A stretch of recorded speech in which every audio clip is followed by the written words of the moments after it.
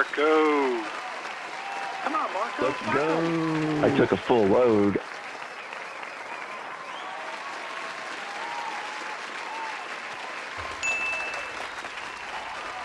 We hear, and it really be like that, my friends. Why am I so dark? There we go. What up? What's up, everybody? We're back. A little bit later than usual, almost a full hour later than I typically stream. But you know what? My excuse is this.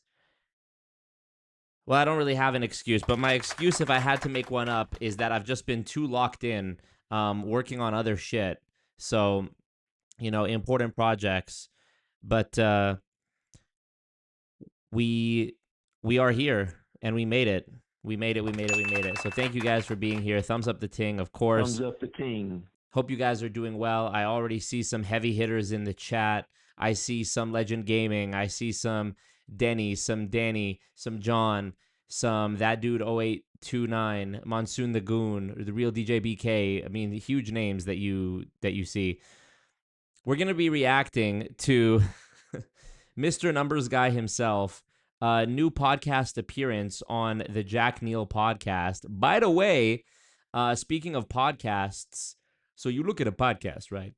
Speaking of podcasts, my new podcast that I filmed last month in Florida when I went to Casa d'Angelo, my new podcast with Matt Cox on the Inside True Crime podcast is dropping tomorrow.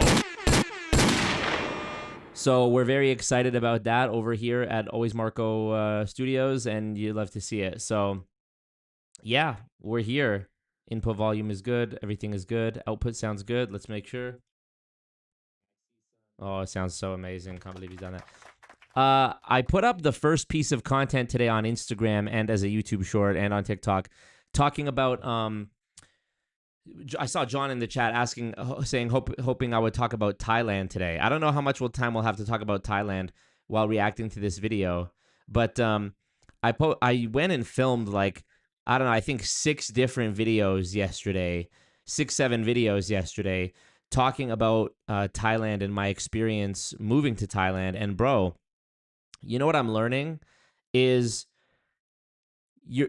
I mean, there's levels to this realization, but here's the latest level that I'm struck by, okay? When you are a content creator and you're doing what I do, where you're making videos like exposing scams and talking about deceptive business practices and things of that nature, right? You will get a contingent of people.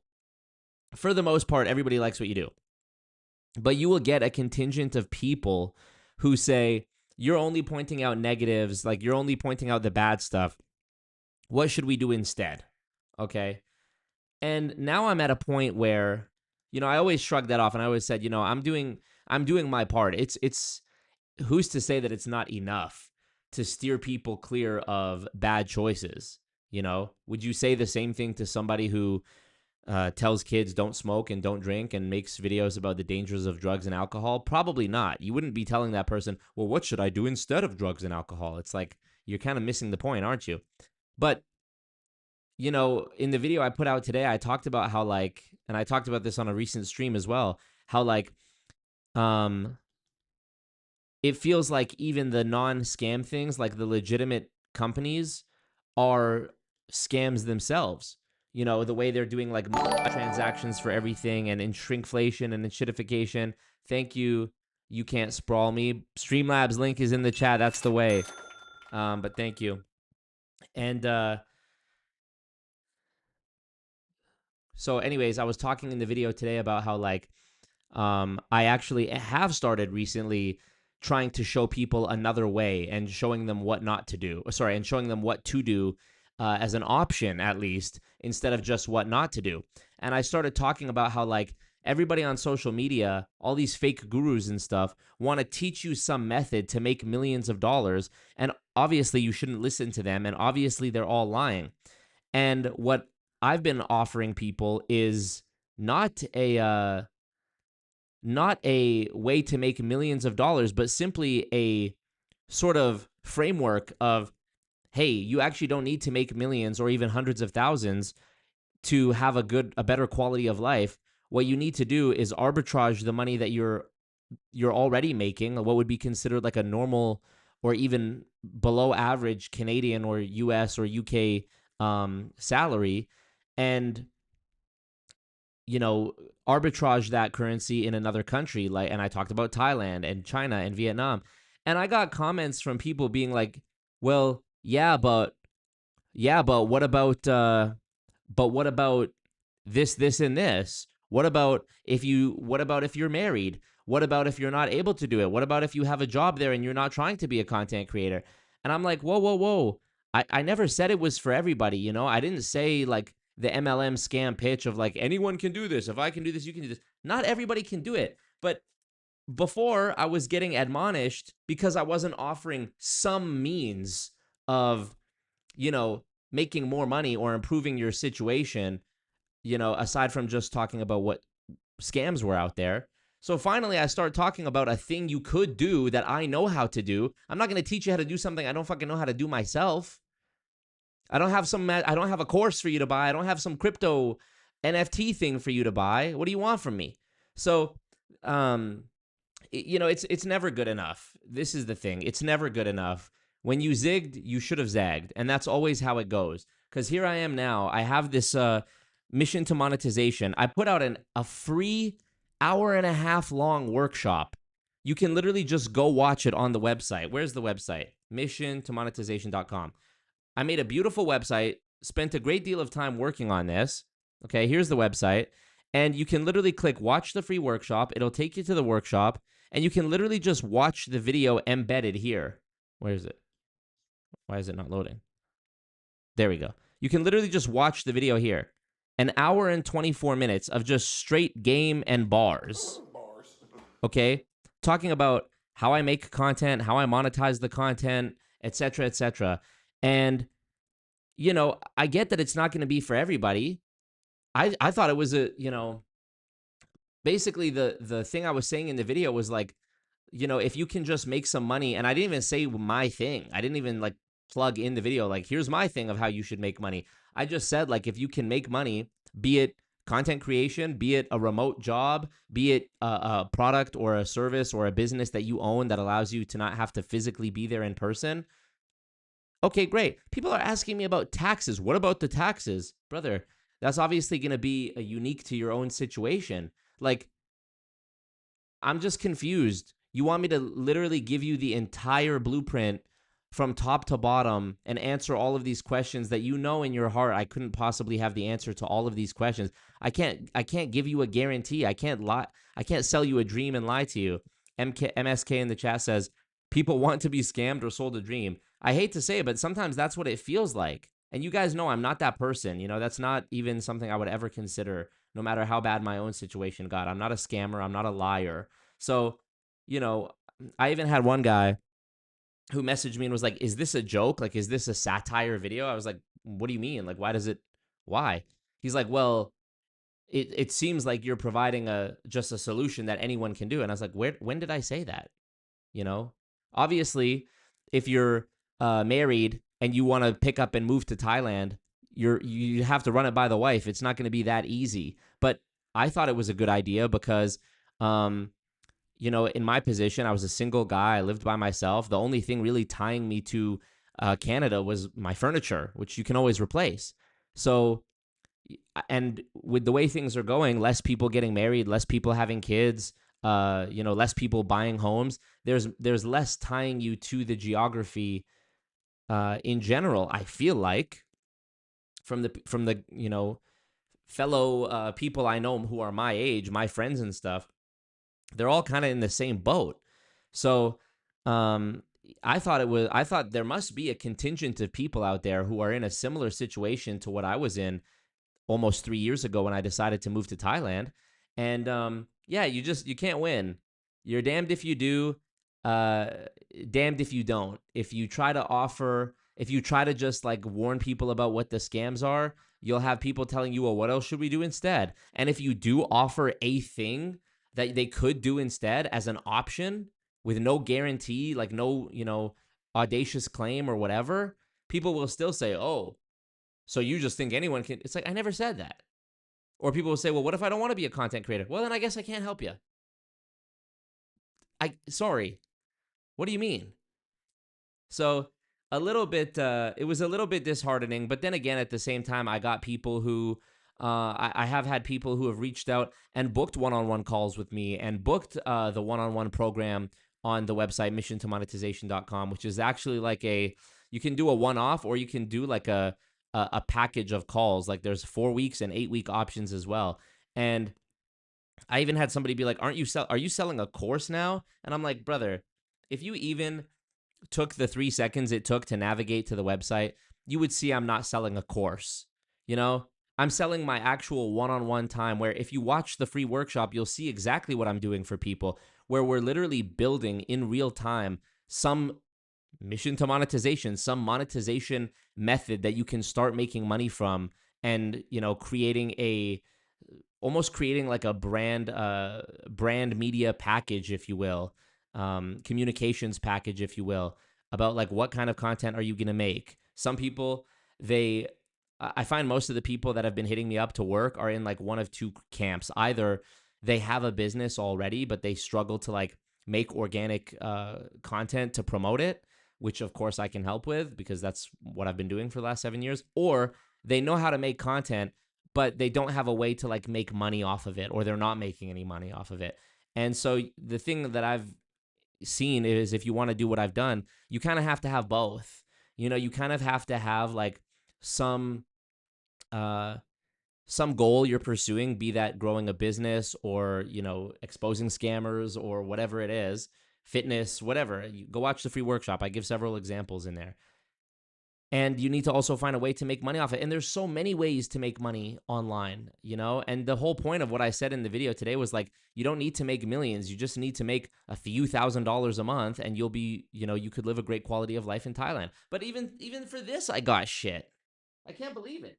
I literally can't believe it. But, you know, maybe it's just me focusing on the maybe it's just me focusing on the negative ones that I got, because there was more positive for sure.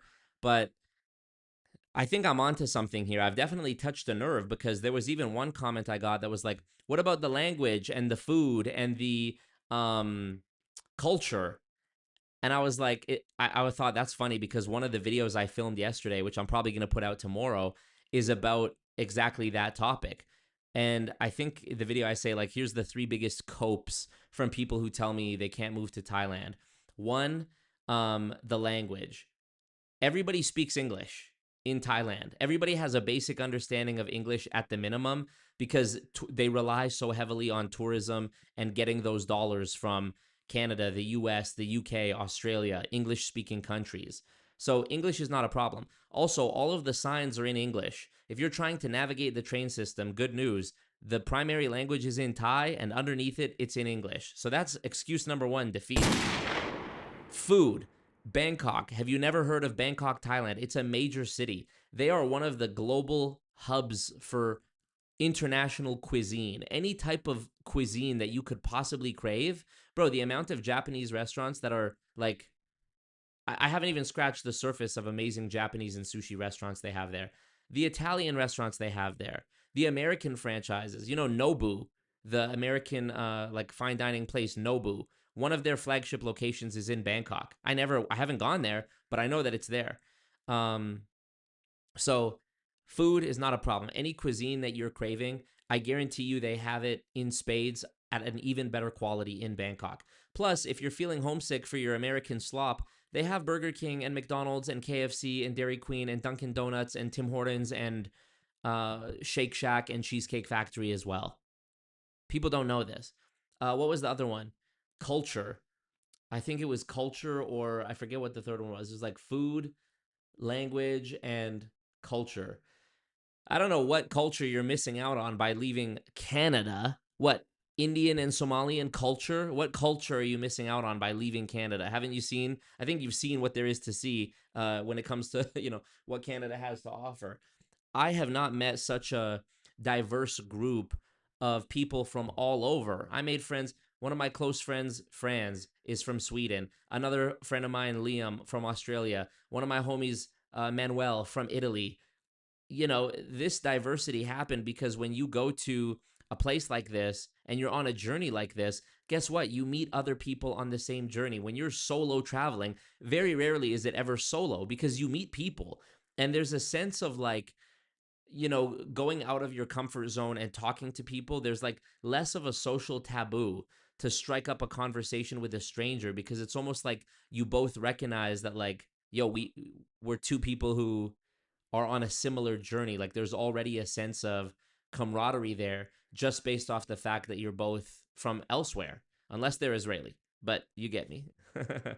So yeah, I guess this is just what it is. It's like I posted on my story yesterday. I said, when you're a creator, going back to the Patrick Bet-David thing, when you're a creator and you're riding a wave, people will love to tell you that you're one dimensional, that's all you talk about. I've had comments recently where people are like, damn, this guy's obsessed with Patrick Bet-David. That's what your whole channel is built off of. Ha! Like I didn't have over 100,000 YouTube subscribers before I ever talked about Patrick once. It's insane. Actually, correction, I think my first Patrick video came out at the beginning of 2024 and I hit the 100K at like the end of 2024. So, okay, Patrick was a small part of the overall. You get my point. I had 90,000+ subscribers before I ever talked about Patrick for the first time. And thank you can't sprawl me. And when it was 2019, people were saying you're obsessed with World Financial Group. And in 2021, people said you're obsessed with I Am Academy. And now in 2026, people are saying you're obsessed. I take it as a compliment. I'm flattered that I could have enough motion and traction and viewership and growth by talking about different topics to the point that people would accuse me of being obsessed with one of them. So, yeah, it's chill. But I don't know, man. It's just God did. I'm trying to pull a Stubby_Gherkin DIDDDDD. That sounds like a slur. What does that even mean? Hold on, let me check this. We got a bag has dropped. A bag has been dropped. Thank you, Stubby. Should I even say that out loud? Geez, Stubby Gherkin? What does it even mean? Longtime listener, first time caller. Gotta chop it up on a phone call. F them chickens. Thank you, Stubby. Really appreciate you. You are a legend. Wow. That's so sweet. Adam says, you're sweating the haters. Don't worry. We all love you. Keep doing what you're doing. Thank you, bro. I'm flat earthed. They think Marco is round-minded like they are. So true. So true. Marco, why don't you start an MLM? Yeah. If you don't make 100K a month, you got work to do. True. John DePina says, taking my nest egg and applying for SSDI and going to live in Thailand. Yeah, let's go, John. Good luck at your show, Benjamin in the chat. You Can't Sprawl Me says, just saw a friend of mine get recruited by WFG. Oh, man. I hope they get out. You Can't Sprawl Me. I really do. Amare FTC lawsuit. Yeah, crazy. I mean, I commented on that video today from Spencer Cornelia. How many MLMs are going to have to be sued and shut down by the FTC before the government chooses to do something about MLMs overall? Like, the pattern is just absurd at this point. And, lobbying needs to stop. I don't know what to tell you. Lobbying needs to stop. And going after creators and suing creators, not saying names or pointing fingers, always Marco, who exposed these companies, needs to stop. Monsoon the Goon said, 2026 came around and Marco said, Here go two more for y'all. I added it to the stream deck and I forgot to tell you. Here go two more for y'all. Here go two mo for Here y'all. go two more for y'all. Marco, 2026 came around and Marco said, here go two mo for y'all. The exit plan guide, the exit plan free guide, and the mission to monetization free workshop. Yeah, come on now. Come on now. And that's after hundreds, maybe even thousands of hours of work in investigative journalism. They're not ready for that conversation. They're not ready for that conversation. I even had one hating ass bitch ass dude on a trial reel of that same video be like, wait, so aren't you selling something too? And I'm like, so that's what makes somebody a scammer, is that they're selling something? Of course I'm selling something. That doesn't mean that what I'm selling is a scam like the other things I talked about, which was the example I gave was like the guru selling a course teaching you how to make millions. That's obviously a scam.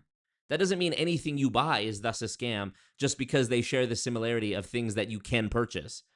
It's just, sometimes I feel like there's like bots that are being designed to like test my morale to see if I'll continue, but you always have to persevere. You always have to continue. Kira Neal, what up, Neil? He says, what's the network like over there? Are you meeting more creators and entrepreneurs there? Absolutely. Absolutely. Actually, some of you guys might know Bottom G on Instagram, Brian Michael Hines. I randomly meet him one day at the gym in Bangkok, and we actually filmed like an hour plus long podcast together in 2024, which I haven't dropped yet, but perhaps I should, perhaps I will. This guy, Brian Michael Hines, he's like the guy you saw. I did a video with him, like a short video where he's like walking down the stairs and I say, I'm infiltrating Hustlers University, and it's like him as Andrew Tate type of thing. Come on now. The food is so good, says Anthony P. Santos. Yes, true. Thank you, Chimichangas, for the kind words. But yeah, you meet so many like-minded people who just are like very open. You know, arguably one of the best things about it is that you're away from the negative like 24-hour news cycle bubble of negativity that you're constantly like. You're not going to go over there and constantly be hearing about Trump this and Biden that and Kamala this and the Democrats. It's just like, as they say in Thailand, sabai sabai. It's chill. You know, you don't have to worry about none of that shit. Their news, like the Thai news Instagram pages and stuff, like if you go over there, your algorithm knows where you are. So it starts showing you local stuff sometimes. And it's like, two ladyboys street fight outside of a bar last night. And it's like, you know, it's more like funny or wholesome things. When you look at Thailand, right? John DePina says, Marco, I talked to a 19-year-old. Where's the Chris Hansen sound effect here? You have a hard time finding the place? This guy's here to meet a 13-year-old girl. John says, I talked to a 19-year-old kid hooping today here, informed me that he was going to take student loans, of about $120K for undergrad, and I instantly said, that's like 20 years rent in Thailand. Type shit. Fazwaz got me cooking up the escape. Yep. You can also go to, what's the name of the one site? Not Rent Faster. I'll get back to you on that. There's another Thai like rental website that you can go to. Also, Facebook groups are great for that. They abolished the 60-day visa-free entry. Now it's 30 days. I think they realized some cultures were abusing the system. I think that's true as well. Right, here we go. Come on. Right, 5,111 just dropped a bag, 28 Canadian dollars and 33 cents. What's up, Marco? Just pay in the goon tax lol. This guy gets it. This guy knows ball. Thank you. Thank you, right. You are absolutely right. You goddamn right for that. So appreciate you. Right. It really means a lot. Thank you so much. The support is needed now more than ever. I know. And every time I say that, it's truer than the time before. Because last month I thought, I paid my lawyers $12,000. Hopefully that's the end of it for a while. Now all of a sudden we're back. One lawyer needs $5,000. Another lawyer needs like $1,100 or something like that. It's just can't believe you've done this, you know? So yeah, thank you guys for all the support. Appreciate you. You can't sprawl me. Shalvano says, if you look at Jeff Bezos or an Elon, so true. But you know what? You can, even though they abolished the 60-day visa-free entry, you could still take the 30 days, pay to renew it for another 30 days, then do a border run and come back for another 30 days. Boom, there's 3 months right there. And to renew it for a month is like $100. And to do the border run, you just sacrifice, it's again $100, and you sacrifice like a day to the travel of going in the van to Cambodia. Or just, you know, if you're already in Asia and you have $200 to spare, take a flight to Japan, take a flight to Malaysia, go China, go Vietnam, and then go there, chill for a few days, and then come back. And boom, now new 30-day visa, one more again. Here go 2 more for y'all. Here go 2 more months for y'all. Where's the button? Here go 2 more for y'all. Prince Rose says Marco's love for Thailand is infectious. Yeah, you know what's crazy? I probably should have started making Thailand content 2 years ago when I moved there. For me, though, the reason I didn't was because I was worried. I was genuinely worried that they were like coming after me, and that still might be a cause for concern. But I'm just, knock on wood, hoping that by the time I go back, my life is gonna be more peaceful. Appreciate you, Adam. Means a lot. From Guatemala. Greetings from Guatemala. Gherkin is a mini pickle. Okay, good to know. Are you still in Indonesia? No, right now I'm in Canada. What is your take on JD Vance's recent comments about Israel? I didn't see it. Marco on Dr. K, Healthy Gamer. I never heard of that either. But you see with the Muslims, okay, let's watch this. So here we go. Appreciate you, the mind reading machine. Here we go. Jack Neel, Patrick Bet David podcast. Can't believe you've done this. Let's see. Oh, sorry. Is it muted? So, Patrick, you've previously shared the following as life advice. The only bird that dares to attack an eagle is a crow. The crow lands on the eagle's back and pecks at its neck, relentless. But the eagle doesn't fight back, it just rises higher until the air is too thin for the crow to breathe, and it falls away. Now, you shared this for advice dealing with haters, but I want to ask you a different question about it. For the boy... Why is it frozen? Let me refresh this. This is weird. The eagle doesn't fight back, it just rises higher until the air is too thin for the crow to breathe, and it falls away. Now, you shared this for advice dealing with haters, but I want to ask you a different question about it. For the boy who watched bombs fall on the people of Tehran, who calls his mother Maman, in regard to the Iran war, which country is the eagle and which country is the crow? What a great question. Which country is the eagle? Which country is the crow? Well, maybe... Well, you look at a bird, right? You look at something like, what is a crow doing? People is saying that crows is they flying around, they doing this and that, right? So I'm thinking, okay, let's take that. When you see something like an eagle, right? That's America, okay? So the eagle, we're watching the UFC fight the other night, right? It's about 20, 30, 40, 50 of us. We're there. We see on the camera is Donald Trump. That's number one. By the time we're looking at the fight, it's maybe 2, 3, 4, 6 fights into the night. The one guy, Rob, pull up, what is the name of the fighter who he's saying at the end of the fight with Joe Rogan, Michelle Obama is a man, right? He's saying that. Now, you're looking at something like that. That's a comment. So you're talking about birds and crows and they're doing this and that. So when the smaller bird is on top of the eagle, they saying things like this, right? So I'm looking at it. I'm going, okay. What is the market response to something like that? Is the market responding when somebody is saying X, Y, and Z, or are they not? So when you think of it in this way, you're a smart guy. Reminds me of when I'm in the military. A friend of mine, his name is Nico. So Nicholas, we call him Nico. His dream was always to go to Hawaii on a vacation, right? So, okay, we're in the military. You're asking me about birds. When you go to Hawaii, you see all kinds of birds, different birds you're not seeing everywhere. So that would be my way to think about that. But we got to think about that. Rob, did you find the... Okay, you keep looking and we're gonna come back to it. Let's ask which country's the instigator, right? And I'm not a guy that when I make this comment, it's going to sound weird of me saying this. You have 3 countries involved here. You have Iran, US, and Israel, right? Of the 3 countries, the one that has the highest priority of making sure IRGC is no longer around is who?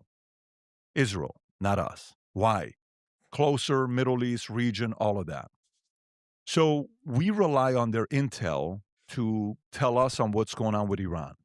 Unk is going through a rebrand right now. He's trying to look more like me, or rather he's trying to make me look more like him. See, he's growing the beard out. Quit playing. And so that intel when we get could be good, bad, ugly, could be whatever they want it to be, right? Could be good, could be bad, could be somewhere in the middle, could be not so good, not so bad, right? But you look at something like good and bad. Rob, pull up the power versus force graph chart, right? I'm having dinner with Vinny last night. Not just Vinny. There's about 700 of us. We're at Casa D'Angelo. Vinny is saying something about Israel. I'm saying, Vinny, we love Israel. So that's a very interesting dynamic. Now, the U.S. will say we're allies, which is great. And Iran, I lived there for a long time. Living with Hezbollah is not, a lot of people are trying to say, oh my God, Hezbollah is not that bad. Hamas, Houthis, these guys, they're not as bad as people think it is. They're just, they're reacting. They're like our military. They're like our Navy SEAL. They're like our this. And it's fine. That's the argument that they're making. But IRGC is willing to kill their own people. And they've done that many times. It's nothing new. When we lived there, it was the same thing as well. So in this situation, I don't know if I would put, of course, we are the leader of the free world. U.S. has always led everybody. When people say what country they want to go live in, they talk about America. The greatest country, the greatest system. We have the longest line of people knocking on the door to want to come here, and that's not changed. No one wakes up in the morning saying, let me go live the Iranian dream. Nobody wakes up in the morning saying, let me go live the Middle Eastern dream. Maybe UAE, they've done a good job. Maybe Qatar, maybe Saudi, maybe they've been able to attract Ronaldo and soccer, and they're kind of wanting to. Already talking about soccer. Oh my God, you can't make this shit up. The question was between Iran. What was the question? Between Iran, Israel, and the U.S., who's the eagle and who's the crow? By the way, I want to shout out to Caesar. Caesar in my Instagram DM sent me this. It is a Patrick Bet David bingo. So we finally have Patrick Bet David bingo. You can mark down the different things he says. I think it's randomized. So let's go new card. We shuffle it. This is hilarious. Default bingo sheet, test phrases. Dude, this is hilarious. This is actually the first time I looked at this. I kind of forgot that he'd made it, but we have it now. Look, Rob, pull it up. Income disclosure ignored. I was just like you. Personal attack on the critic. Pull up the chart. Exhaustion reaction phase. I read a book a day. Story instead of answer. Okay, hold on. But there's not going to be any Rob pull it up because this is a podcast where he's the guest. By the way, let me share this with you guys in the Discord. So if you're not in my Discord, is in the chat. Discord. I'm going to put the link to the Patrick Bet David bingo sheet in there. Patrick Bet David bingo sheet. And let me put it in there. Shift, enter, Command V, enter, pin.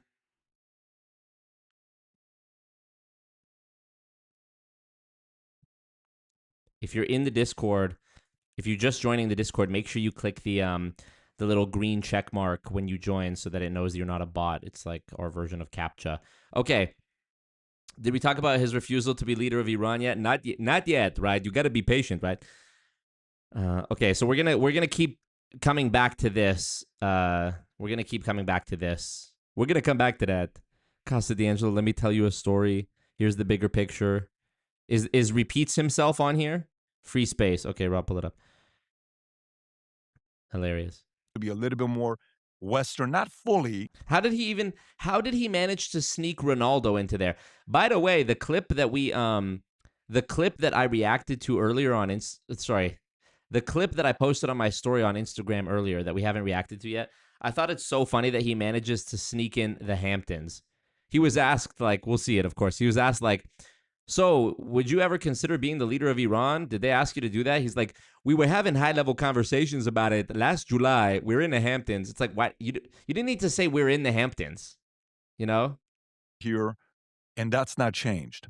No one wakes up in the morning saying, let me go live the Iranian dream. Nobody wakes up in the morning saying, let me go live the Middle Eastern dream. Maybe UAE, they've done a good job. Maybe Qatar, maybe Saudi, maybe they've been able to attract Ronaldo and soccer, and they're kind of wanting to be a little bit more Western, not fully. My favorite thing about this recent wave of Patrick Bet David content I've been putting out is that Robert Greene, the author Robert Greene, who wrote books like The 48 Laws of Power and Mastery, you know these books. Robert Greene has liked on Instagram, I think 3 or 4 now, different videos of me doing either the impression or just reacting to clips of Pat being a bozo, which is so funny to me. Like that, I cherish that so much. The fact that Robert Greene, who I've literally read 48 Laws of Power, I've read Mastery, and I've read the 50th Law, the collab book that he did with 50 Cent, because I love 50 Cent. The fact that Robert Greene The fact that Robert Greene likes my videos. I mean, there's been some celebrities who have reacted, like Andrew Schultz, the comedian, shared my reaction on his story and followed me. Rory from the Rory and Mal podcast, formerly the co-hosts of the Joe Budden podcast, he was showing me love on it. Hassan obviously reacted to the clips. Sneeko has reacted to the clips. But the fact that Robert Greene, of all people, likes my Patrick Bet-David videos is so funny. 2.7 million followers. I wonder if Robert Greene has ever been on PBD's show. I have to imagine that there's like a contingent of intelligent people who are like, this guy's just not worth it. Oh shit, he has? What the fuck? This makes it even funnier, actually. 11 years ago. Wow, 2015. Right after the interview with Sammy the Bull Gravano. It took a while, but I'm glad I'm finally here. Are you? Howard Gardner. Oh, not with the chain. Brilliant social animal that ever existed. It's the source of our power. We're able to understand each other on a level that no other animal can. Very high level. Not fully, but they want to make it safe for you and I to go there and enjoy a soccer game or some kind of an event. But this is a very complicated scenario that we have today. So now that Trump was trying to do the deal with them, I don't know if you saw the bombing yesterday, the missiles yesterday, couple hundred. Yesterday, bingo sheet. Missiles, it's pretty nasty. The president just tweeted right now saying they are planning on taking over Karg Island. And if they take over Karg Island and control Iran's oil and then... Hold on. Rob, pull up the donation. Rob B2026 donated 10 Canadian dollars. Did you ever notice how PBD uses things a 12-year-old would use as motivation? This pro athlete name or this product that. Lol.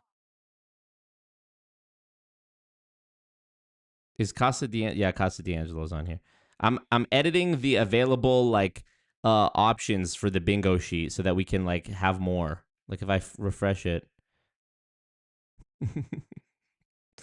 There needs to be way more. Hold on, I gotta edit the sheet, don't I? I need to edit it and include the things that are in like my note of Patrick isms on my phone, don't I? Let's see. Okay, first of all, this is number one, right? Thank you to Mibumbaklat Rob. Let me see. Rob said, "Did you ever notice how PBD uses things a 12-year-old would use as motivation? The pro athlete name or this product that." Yeah. Yeah, exactly. They know each other. I met Green with PBD right before PBD released his book, and they joked how PBD kind of ripped it off. That's hilarious. We got to say K, right? Number one, something being number one. The Shah. Did they already have Shah? Yeah, the Shah. How was this not on there? The Shah. I'm a numbers guy. Needs to be on there. Bally's, working at Bally's. I think he already had Army on here. No, did he have military? He did. Yeah, back when I was in the military. Yep. That needs to be one for sure. Armenian / Assyrian, big one. Reza Pahlavi, let's put that on there. Shirley Trump, no Trump. Trump, Elon, Bezos, Larry Ellison, Peter Thiel. Elon, you look at Vance, right? Somebody like a J.D. Vance, very controversial politician, right? This is a guy saying, this is a guy. Let's take that. That's a big one that he says. Let's take that. No problem. LGBT. He loves talking about the LGBT. Let me ask. Actually, we don't need to put let me ask you a question. Dilly, Tico, Brooklyn, Senna Rose. Big one. This and that. XYZ. These are things he says. So you're not saying the following. he loves to say the following. High-level guy, Minect,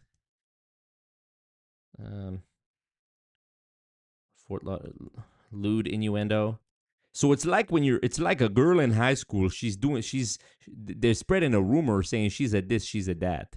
Vault conference. X $100 million needs to be on there. I'm curious needs to be on there. Okay. I think we got it. By the way, did he say by the way? By the way. No, that's not on there. By the way. I think we got it all. The shot. Okay. Okay, here, let's refresh it. New card. No problem. Let me tell you a story. It's not a pyramid scheme. Love that. Actually, that one doesn't need to be on it because he doesn't really say that. Because he's never actually openly denied that, as far as I know. This looks better. This looks better. Here's the bigger picture. Let me say that. Oh, repeats himself. Repeats himself. This is a sick. Okay, everybody refresh the bingo card if you have it open in another chat and put it there. They're telling us that Iran is reaching us saying, let's do a deal. Please stop bombing. He says, I'm not doing. Adam, what's your point? Tico and Dilly, let me ask you this. Yeah. Baron Trump is a stud, right? Who is the crow and who is the eagle? Well, let me tell you about when Ronaldo and Messi first was in the World Cup together, right? I think it was 2006. Rob, who was the president 2006? When the deal, I'm not going to stop them until you sign the deal. It's a very nasty situation. So in that analogy, we're still the eagle. You know, we are the ones that's up there. And they're poking behind closed doors, trying to get a little bit of our attention. Snaps fingers should be a square. But there's another proxy that's involved. And that's Israel, because they want Iran's IRGC to fall probably more than America does. That was originally going to be a 500. 1, 2, 3, 4, 5, 10, 15, 20 years. Thumbs up the team. You guys are hilarious. Click like on the stream. 112 people watching. And I don't know how many likes. It's not showing me the proper number, but it's free to do. Why? You're a neighbor. You're right next to them. You live close to them. They can't stand you. Their entire MO is to eliminate you. So whether you agree with Israel or not, whether you like them or not, whether you support them or not, if another country spend billions of dollars to create proxies to eliminate you, and that's in their mission statement from early on, not the updated mission statement, but their original mission statement, you're probably going to wake up every morning wanting to find a way to change that regime. Because back in the days, again, this has been covered many times, Iran and Israel got along when the Shah was around. The Middle East wasn't. Bro, we're not even 5 minutes into the interview. The Shah has been mentioned. I got to clip this. Hold on. To eliminate you, and that's in their mission statement from early on, not the updated mission statement, but their original mission statement.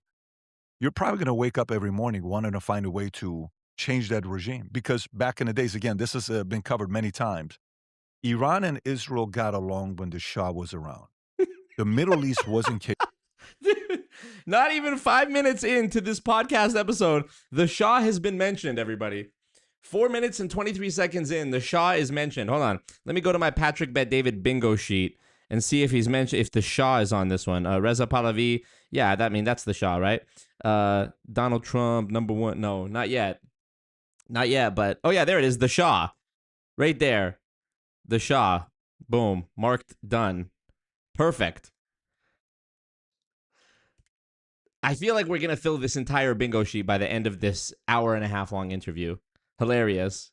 Absolutely hilarious. Chaotic as it is today. So what has changed from 1970s to today? What has changed from the 70s till today is Iran's Islamic Revolutionary Guard. Adams says, appeal to fear fallacy. If Israel didn't exist, Iran would attack you with proxy states. Yeah. Has had control since 1979. And all the chaos in the Middle East pretty much started after 1979. Now, can we say that we were involved in some dumb... It didn't start in 1948 after millions of people in Palestine were displaced, after the land of Israel was gifted to dear Lord Rothschild in the Balfour Declaration. Interesting. Wars, 100%. Do we spend trillions of dollars on some dumb wars that we didn't need to? Yeah. I'm going to count trillions of dollars, him saying trillions of dollars, as mentioning X multiple hundreds of millions. Oh, he didn't. It's not on this one. I don't have that on mine. Maybe you have that on yours. Yes. Did the military-industrial complex use some of the money to create war because, they're going to be able to make money on the back end? Yes. Have we all followed that story? Yes. I'm not convinced the president wants to have a 10-year war with Iran. I'm convinced he wants to go in and get it done. Now, again, the verdict's still out. It's not over yet. But I don't think this is a man that wants to have a long war with Iran. You tweeted the day this war started, for 47 years, Iranians have been waiting for this moment. The world will be a safer place. 9 days later, you tweeted, no one knows how this ends. No expert, no analyst, no politician. But you know what they saying on Polymarket is they saying there's a 58% chance that Donald Trump is going to do this and that, and it's going to be very controversial, and they're going to win the war. That's what they're saying. So Polymarket, if you want to gamble some money, I'm over here. I'm thinking about it, having very high-level conversations about it the other day when we're having dinner at Casa D'Angelo yesterday. And I'm telling Adam, I'm there, Adam. We're talking about a bunch of different things, soccer, Messi, World Cup, right? Donald Trump, Elon, SpaceX, IPO, Larry Ellison, Peter Thiel, Jeff Bezos. We're talking about all these things. And, Polymarket is saying XYZ about ABC 123. So when you look at it like that, maybe you won't notice that I'm actually haven't said anything this entire time, and all I've done really is promote Polymarket as a sponsor, but they're not actually a sponsor. They're what did CoffeeZilla? CoffeeZilla is doing a hit piece, right? What happened in those 9 days? And oh yeah, Kalshi. Sorry, it's Kalshi, not Polymarket. It's Kalshi. Yeah. Based on what you know now, when would you? It started in the 40s, 50s, 60s, 70s, 80s, around that time. Like he's an infinite being who's been alive for billions of years, and he's trying to narrow it down. And no expert, no analyst. Shaw? Never heard of her. Oh, he said Shaw. Whoops, hilarious. Very wise joke there, Monsoon. No politician. What happened in those 9 days? And based on what you know now, when would you suspect this war ends, or what would be the factor that would actually allow it to end? So to kind of give you an idea on this situation that we have. So one is, the president who has all the intel that's leading this, right? Going to war with Iran. When I said 47 years, there are a few players, because at the beginning, if you remember, the president said regime collapse and regime change, right? This was something. We're not just going in there for nuclear, we're going in there for this. Okay. Now, the tone has changed for this recently. They're no longer talking about regime change or regime collapse. Why? Well, what do you need for this to happen? You need a leading voice and a candidate, right? You need somebody that we trust and others trust that, okay, hey, Iranian people, you have an example, go get behind this guy. It's going to fall. It's going to be a better place. Iran hasn't had that. It's not like anybody's out there campaigning. So when I said 47 years, these guys have been in charge. Iran's been a shit show. It's been horrible. It'd be great for the Iranian people to be free. My position hasn't changed, by the way. I interviewed the founder of Islamic Revolutionary Guard. I had him right here in the building next door. When he walked in here, he was a little bit worried on why am I here? And he was the co-founder with Khomeini when they started Islamic Revolutionary Guard. Khomeini would do the recording. He would be the first voice. So imagine. Khomeini's another one that needs to get added to the bingo card. Let me add that. Edit cards. Khomeini. I don't care if I spelled it wrong. Khomeini. How's your guys' bingo sheets looking? How are we doing? Also, I posted a story the other day asking, do you guys think I'm crazy for going through and removing followers? Like, when I see new people follow me and I check out their account, if they follow more than 3,000 people, then I remove them because I feel like they're a bot. Am I crazy for that? Look, I just got another comment. Bro selling a course, SMH. I'm literally not selling a fucking course. I'm literally selling my one-on-one time where I'm actually building different like monetization, like revenue streams with people in real time. And I'm limited scale wise by the amount of time that's in the day. Once my calendar is full, it's full. I can't physically, do more than there are hours in the day. If I was selling a course, that wouldn't be the case. Imagine you're speaking Khomeini.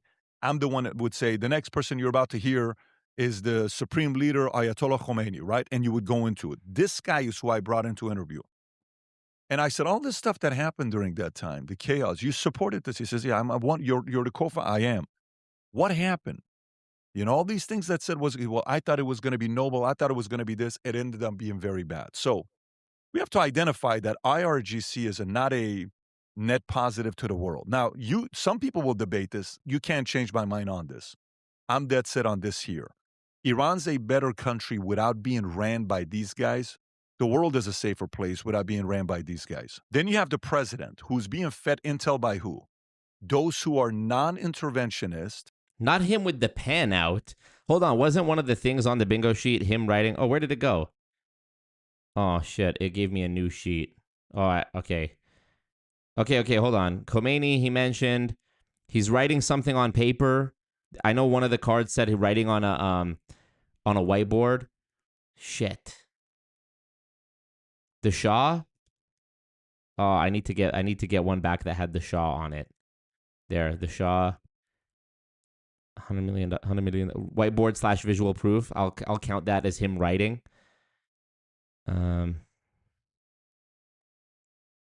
This is actually hilarious. I'm even confused as to what the question even was here. Did Jack Neel even ask a second question? Oh yeah, now this question is, when does the war end? He was asked the question at 5:36 during the interview, and we are at 7:26, almost 2 minutes later, and still no. Oh, look here. Charlie Kirk is about to be mentioned. Charlie Kirk needs to be on this. Edit cards.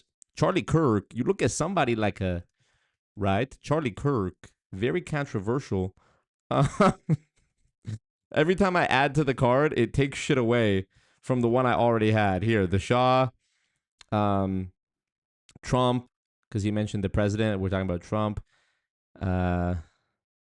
Visual proof. Okay, a story instead of an answer. Let's just check that off because we know it's coming.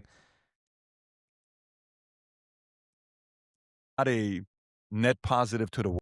I'm also going to remove "let me tell you a story" because sometimes he doesn't actually give the courtesy of telling someone he's going to tell them a story. He just starts telling them a story. So we got to make this perfect, you guys.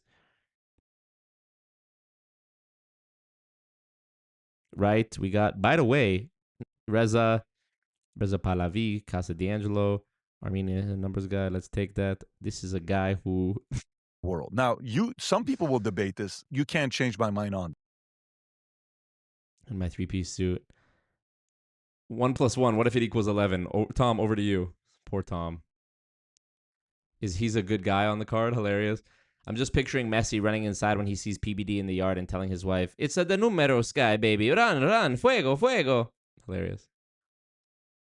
You can mark off number 1. Oh, did he say number 1? Oh, no, he said no. Okay, yeah, I don't have that on this one. I'm dead set on this here. Iran's a better country without being ran by these guys.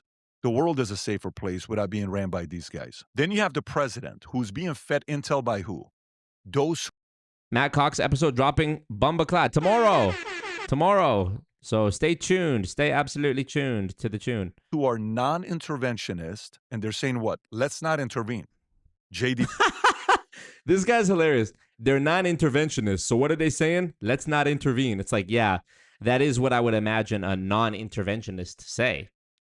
Very good, Patrick. Here's a treat. Without being ran by these guys. Then you have the president who's being fed intel by who? Those who are non-interventionist, and they're saying what? Let's not intervene.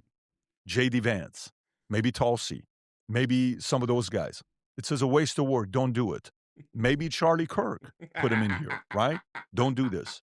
Then he's got the other people that are saying, we have the intel. we're ready to go do What it. are you talking right? about? We're going to be fine. It's going to be like The question was, how long do you expect? I got to go back. a country without being ran by. I'm dead set on this here. Iran's a better country without being ran by these guys. The world is a safer place without being ran by these guys. Then you have the president who's being fed intel by who? Those who are non-interventionist, and they're saying what? Let's not intervene. J.D. Vance, maybe Yeah, that is what I would expect a non-interventionist to say. Let's not intervene. Very good, Patrick. Tulsi, maybe some of those guys. It says a waste of work, don't do it. Maybe Charlie Kirk. Charlie Kirk be getting mentioned for no reason. By the way, the question was, how long do you expect the war to last for? What are you talking about? What are you talking about? Put him in here, right? Don't do this. Then he's got the other people Why is he writing on the paper Indeed? that are saying, Nate Zane, get out. Get your fine ass back in the chat. Come on now. we have the intel. We're ready to go do it, right? We're going to be fine. It's going to be like Venezuela. We go in, we're out. Imagine Patrick Bet-David on the Building Fortunes radio podcast with Scott and Peter. That would be amazing. Well, one thing we know for a fact, this is not Venezuela. It's a very different situation that they have. So he then has to make the final decision of which side he goes and who he listens to. He built a team of rivals. He doesn't have a team that everybody agrees with each other. He's kind of like Lincoln. He built those guys there. So now, Kind of like Lincoln. And what could he possibly be writing on this? Listen to me. And what could he possibly be writing? And what could he possibly be writing on this? And what could he possibly be writing on this piece of paper that is like key to getting his point across? This is what I imagine the paper looks like. This is the paper. So you look at somebody like Charlie Kirk, right? They're doing this and doing that. They're going to Iran. They're coming back. Donald Trump, he wants to do XYZ, okay? So let's take that. What is Kaushi saying about how long the war is going to last, right? Just talking about nothing.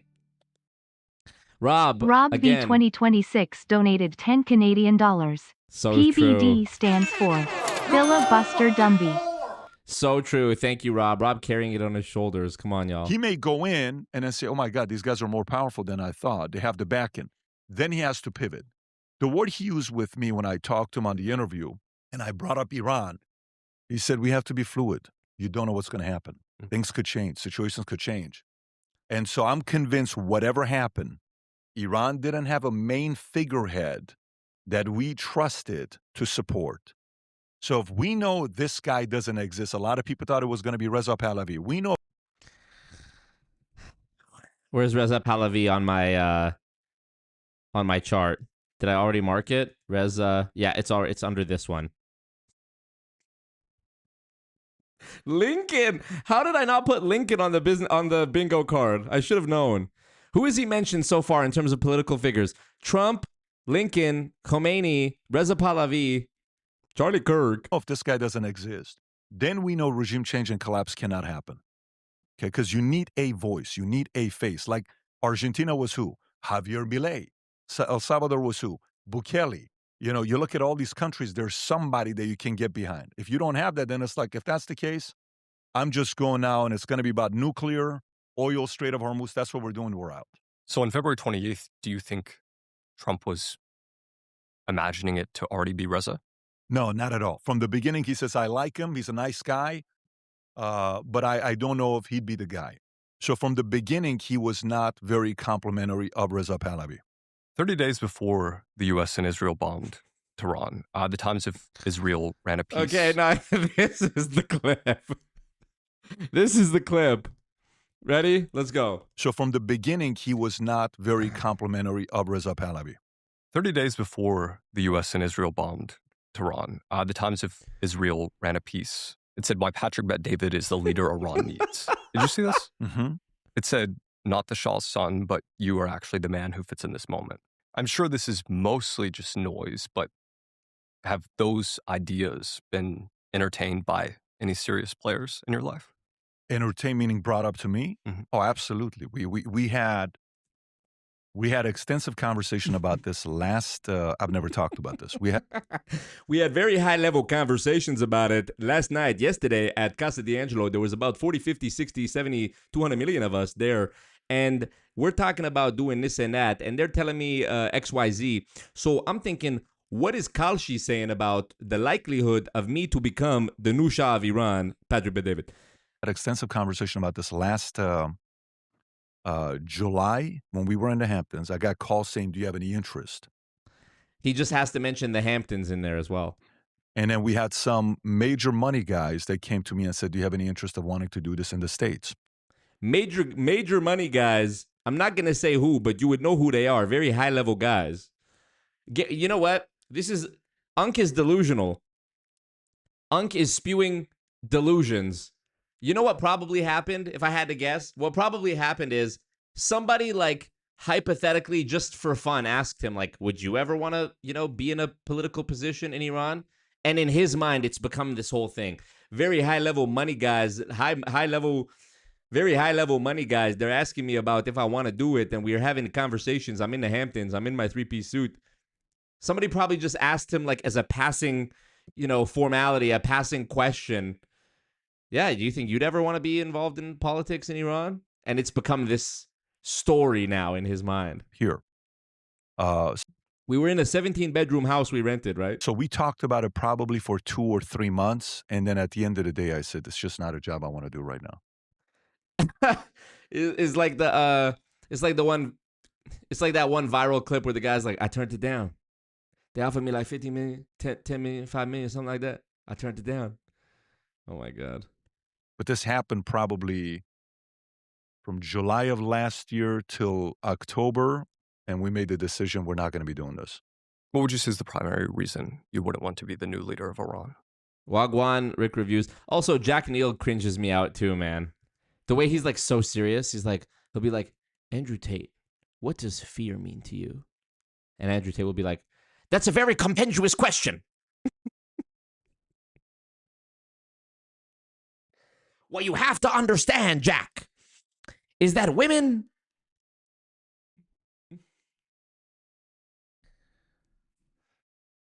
I'm America first. This is the greatest country in the world for me. I mean, listen, would I be able to change the economy, be a glue between the States and Europe, and open up the market?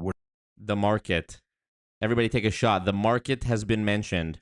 Market. Did I even add market to the sheets? Oh, I'm sorry. I didn't. Well, sorry, guys. The market has to be on there. The market. I don't make the rules.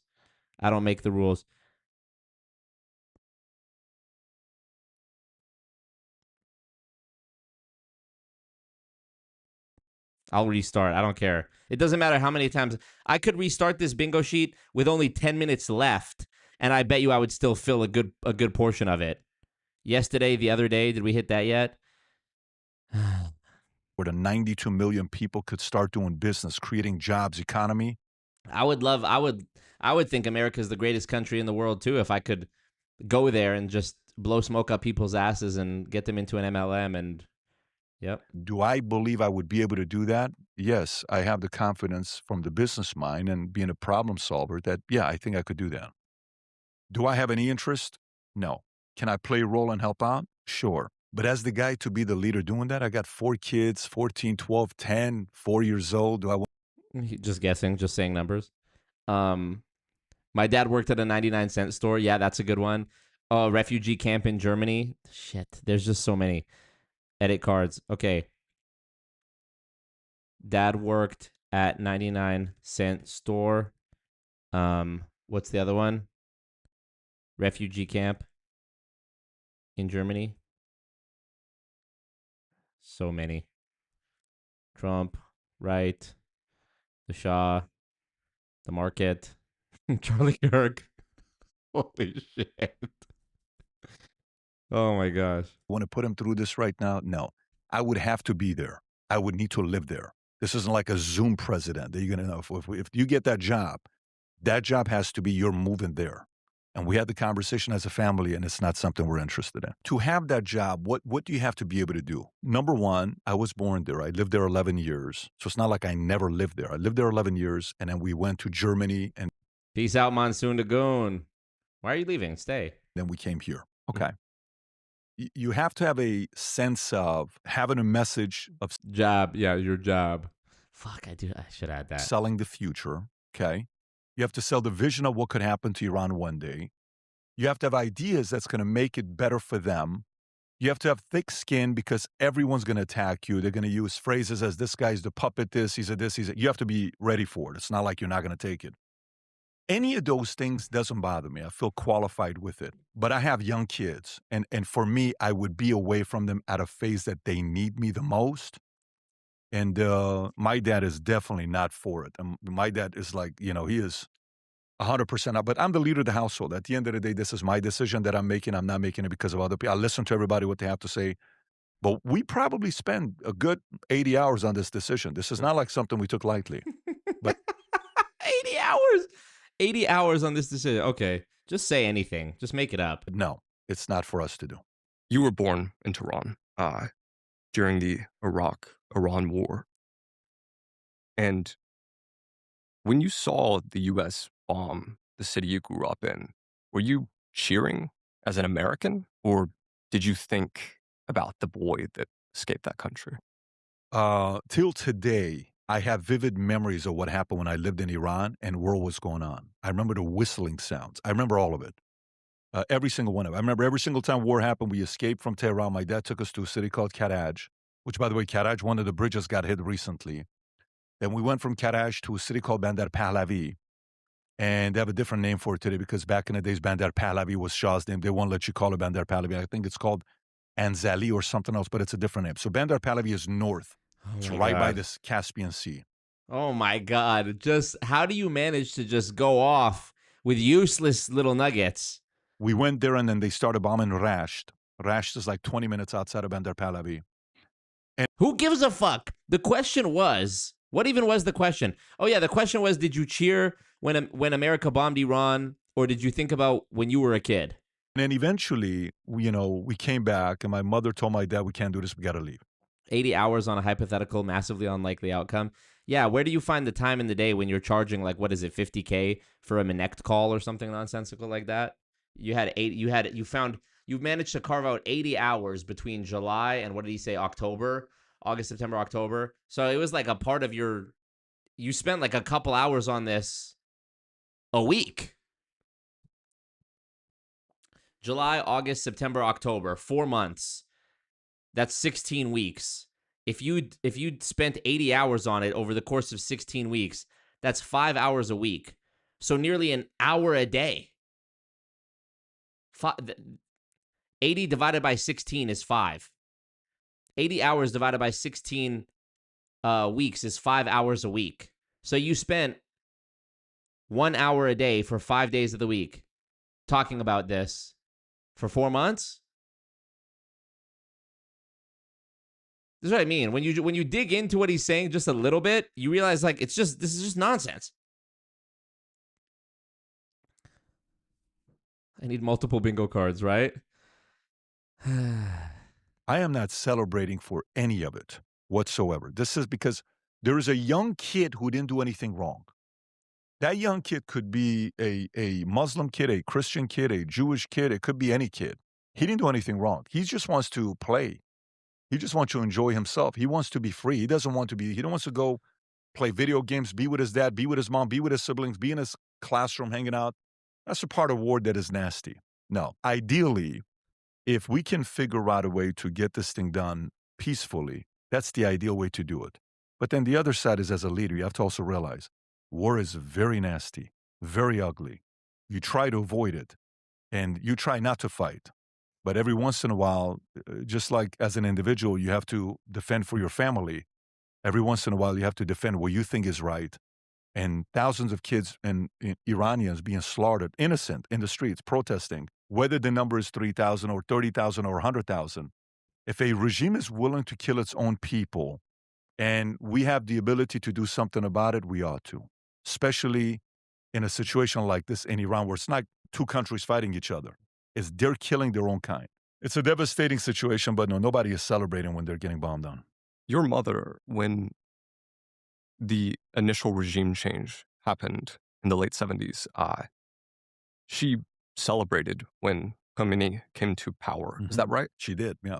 Did she later change her opinion on that? She did, of course. I was going to ask if that was a conflict between your mom and your dad over a long period of time, but I'm guessing that she changed that opinion. They still have a conflict. Those two cannot be in the same room together. This is the first time since 1989 they live half a mile away from each other. Everybody lives next to each other right now. My mom, my dad, my sister. I brought everybody down here. But no, my mother grew up in a family that they were communists. So their Bible was the Karl Marx Communist Manifesto. They like Lenin, Stalin. They like those guys. They like Trotsky. They like anything to do with communism. My dad's side, they were imperialists. Wait. Let me make sure. Oh, yeah, shit. My mom was an imperialist and my dad was. That's one. There's also. I just want to log what the question is here. And Khomeini came to power. Is that right? She did, yeah.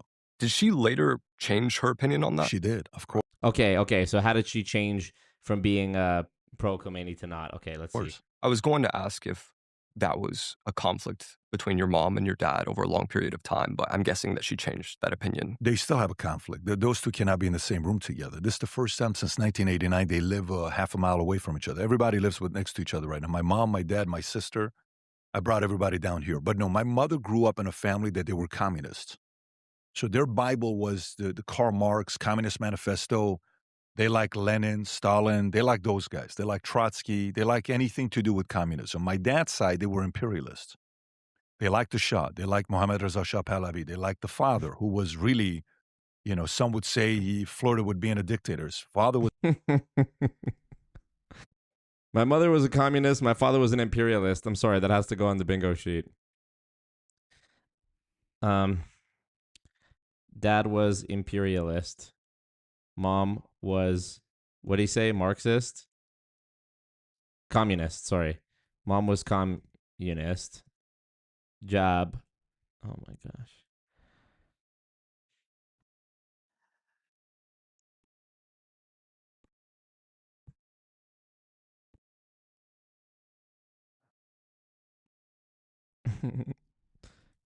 Is Tico in there? Oh yeah, he's in there.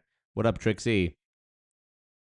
This 5 hours a week came in the form of multiple high-level conversations at Casa. Of course. Where else? What else would we be doing? I brought everybody down here. But no, my mother grew up in a family that they were communists. So their Bible was the Karl Marx Communist Manifesto.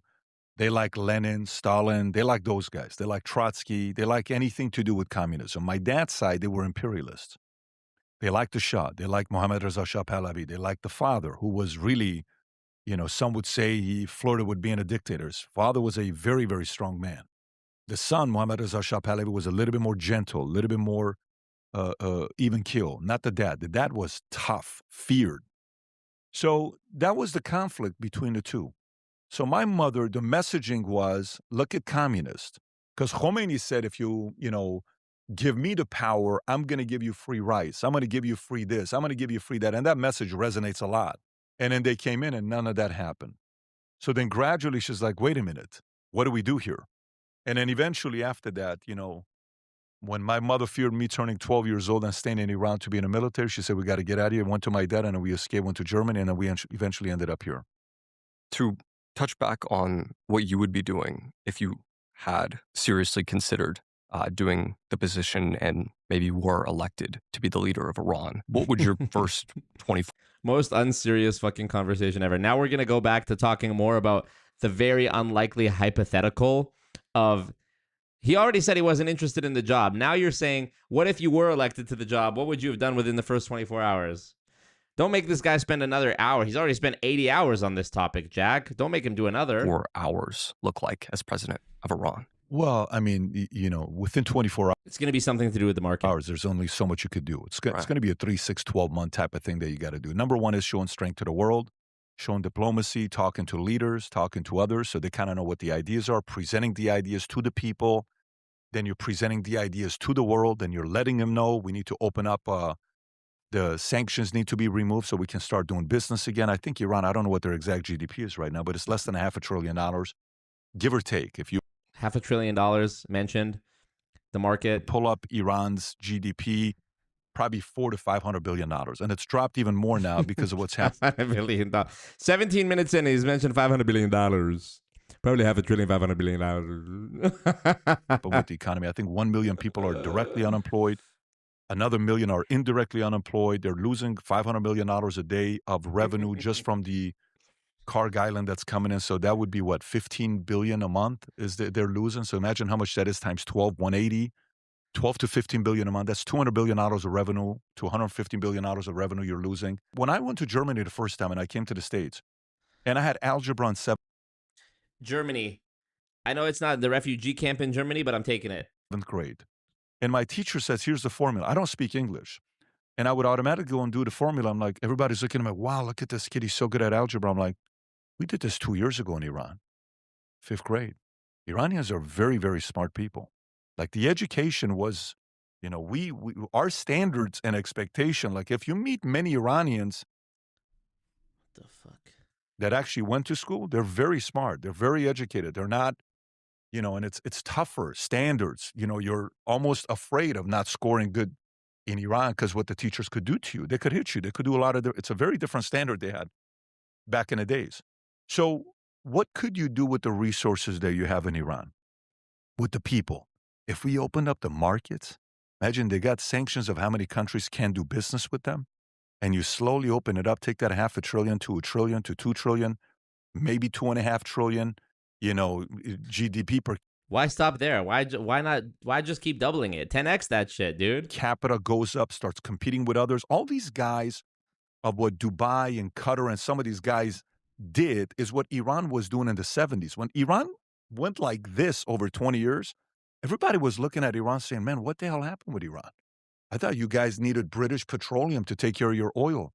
I thought you guys needed all these, you know, help from UK to come in and, you know, help you build stuff. We didn't think you guys were smart enough. Like, no. The Shah's like, no, we're taking control. And then we signed that contract in 1954, the 25-year oil consortium contract that was signed with all these different countries. And it was expiring in 1979. And the Shah started talking very confidently when he's talking to BBC or, you know, Michael Wallace or all these guys. Like, wait a minute, they're getting too confident. And then one of the interviews, he said he thinks he's going to be as strong as UK within the next 5 to 10 years. The question was, if you had become the leader of Iran, what would you do in the first 24 hours? And he had a smirk on his face, and they're like, yeah, we don't want you to have that kind of power yet. And then the revolution happened. Let me give you an idea. Snaps fingers. You're right. Whoever in the chat said that you have to add snaps fingers to the card, to the bingo, you absolutely were right. Snaps fingers. I'm sorry. Okay. Let's hope this is the last time.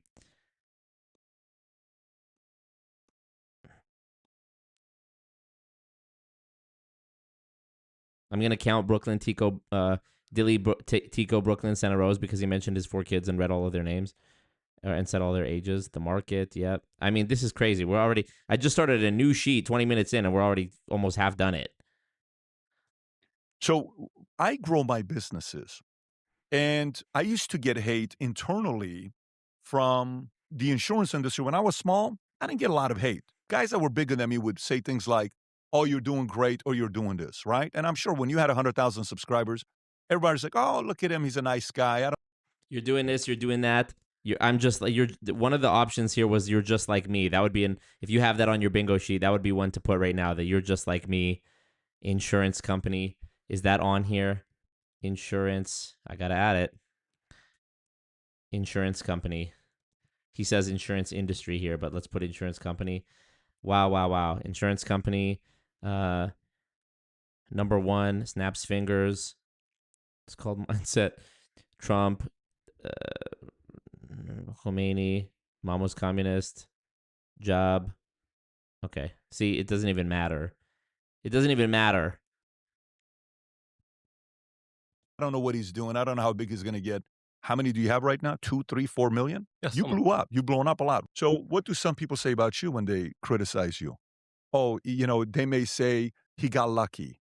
You know, he's probably buying views. He's probably paying the guests. You've never offered money to me when you're doing the interviews. I just say, yes, you come then. I think this is our Second one that we've done. And you booked a lot of different people. You've done very good interviews. Okay. But no matter what, you think you're getting hate right now? Go to 10 million, see what happens. Right. Then have some wealth, see what happens. So this morning I had a meeting with a lawyer, one of the most powerful lawyers in America. We had breakfast together, 7 o'clock. What are we going to do about Always Marco? Him and Alan Dershowitz plotting on my destruction. I'm just kidding. This morning. And we're sitting there and we're going through all the stuff that we're doing. We need to do this. We need to do this. We need to do this. He says, if you think you guys are being targeted right now, wait till 3 to 5 years. Then wait for 10 years. You need to be ready for it. It's going to get very nasty, right, when you get targeted. Well, under the Shah, Iran went from, yeah, we'll buy oil from you at a discount. Great. Yeah, we'll. What kind of pivot was that? You need to be ready for it. It's going to get very nasty, right, when you get targeted. Well, under the Shah, Iran went from, yeah, we'll buy oil from you at a discount. Great. Yeah, we'll do this. And then all of a sudden, slowly, he's buying military. Weapons are getting stronger. Iran's getting stronger. Economy's getting stronger. Women can now vote. Marriage age went from 9 to 12 to 15. And women can now go to school and get a degree. We didn't have this in Iran before. What is this guy doing over there? And then next thing you know, when Churchill and different presidents, Roosevelt, want to have a meeting, they're meeting in Iran. Why are you guys meeting in Iran? What we kind of trust going to meeting? Can you imagine today if the president's meeting with a few other guys? They said, let's go meet in Iran. That won't happen today. That used to happen in the 70s, used to happen in the 60s, used to happen in the 50s. So if that were to be opened up, I think Iran would have the potential to get bigger than any of the other Gulf states within, I would say, 3 to 5 years. Under the sea, under the Shah, yeah. There's definitely 10 years. Bigger than any of the Gulf states. It would open up. We would put big concerts, shows. You know, the mountains. I don't know if you've ever gone and seen the mountains in Iran, the types of mountains they have. If you type in Iran mountains skiing, you won't think that's Iran. You're going to say that's the Alps. You're going to say that's, Whistler. You're going to say that's, Aspen. No, it's Iran. Iran's got it all. Iran's situated in a very beautiful place, but we would make some incredible partnerships with Iran. It would open up free market in ways we've never seen it before. I want to ask you about that, actually, on Iran. Do you have family still? Jack Neel puts his hand on his chin and is like scratching his chin as though he's asking a very deep question. And it doesn't matter how deep the question was or wasn't. You're asking Patrick Bet-David, a guy who's just going to give you some drivel nonsense answer anyways. This whole thing is hilarious. It really goes to show how the appeal to authority fallacy of just wearing a suit can take you, it seems. Oh, these guys must know what they're talking about. They must be educated and successful. They're wearing a suit. I even saw a clip of Hassan recently talking about wearing a suit. Apparently, Hassan has been wearing suits on his streams as of recent. And I saw a clip where he's talking about how, like, it's actually worked in terms of making him appeal more to, like, the older generation of people. So, I mean, maybe he bit that from Nick Fuentes, because Nick Fuentes always wears a suit. But yeah, now that he's started wearing a suit, here, let's see, 4 weeks ago, this tweet. Rob, pull up the tweet of Hassan talking about suits, right? Here. I saw, this is a tweet of him saying it, but I actually saw a clip of him talking about this. The weird part of the endless anti-Hassan news cycle is that my grandma now knows who he is, and she thinks he's very handsome. That's why I wear the suits, by the way. So, apparently it's done wonders for him in terms of, like, getting on these bigger, not bigger, but, like, on mainstream news platforms for, like, interviews and panels and stuff.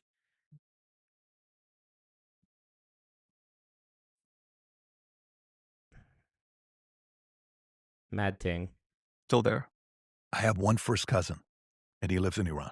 Did he go to school under the new regime change? He did, yes. He was born, when I left, he was 6 months old. So I left when I was 10 and a half. So he's going to be today, 37 years old, 38 years old. Yeah, I was researching school textbooks, just kind of comparing how different countries.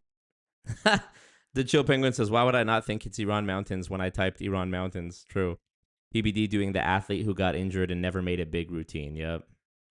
I mean, isn't that the typical path for an MLM scammer, right? They fail at every other, like, passion or hobby or legitimate form of business that they endeavor to do, and then they end up just hawking MLM. That's in my experience what typically happens.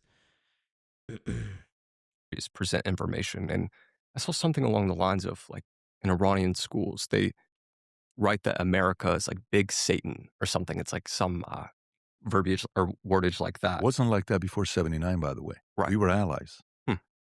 When you think about like the night the bombs hit, February 28th, did you call your mother that day? Did you call your cousin that day? What was kind of like your close family thinking about the situation? I think what it was for everybody. So, funny thing is about his name, Life is Good in the chat says, never trust a guy whose middle name is Bet. In Arabic, Beit, B-E-I-T, for, simple spelling, means house. If you're at home, you're at Bilbeit, you're at home. I'm pretty sure I saw a clip of Patrick talking about this, that his name means House of David, Bet David. So there's, the word is similar in Iranian as it is in Arabic. Bet means house or house of. So Bet David means House of David. Who is David?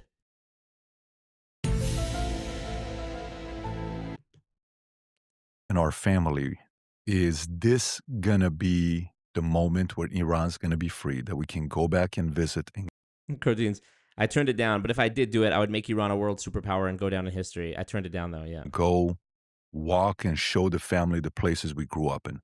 That's what everybody was thinking about. It was literally that simple. It was the dream, because in 47 years, this is the closest it's ever gotten. It's never gotten closer than this since Khomeini took over, since the IRGC took over. It's never been closer than this. So to us, it was that level of excitement and enthusiasm. There's a reason why Iranians, Venezuelans, and Cubans get along. Those three get along because we all loved the country we were born in and grew up in, and we cannot stand what the new regime did to that country. So you could be a Democrat, Republican, or whatever you could be politically. But generally, if you're from those three countries and you would like to be able to take your family back, people are united. Right. You could be an Obama person or a Trump person. Hey, I want to see Iran be free. Those IRGC people are horrible. Man, let's hope something happens, right? By the way, I can't wait to do a stream where I react to Patrick's new Instagram page called VT Gen Z. Can't make this shit up.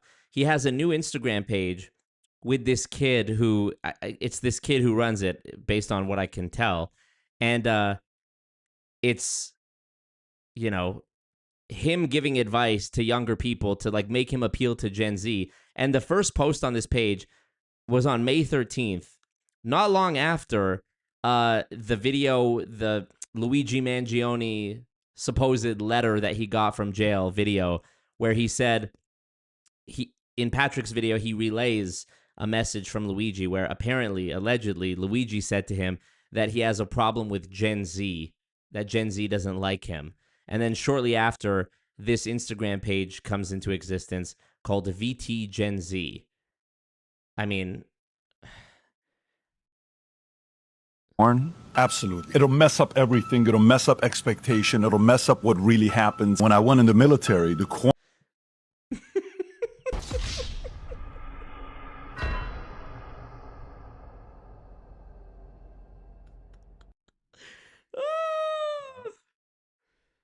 I mean,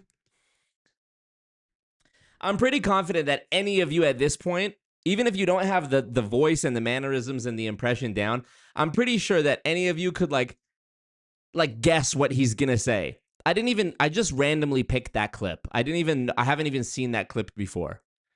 And I was thinking when I clicked it, how is he going to give a concise, short answer? And of course he doesn't. Yes, very bad to watch porn. When I was in the military, okay. Do I even need to continue?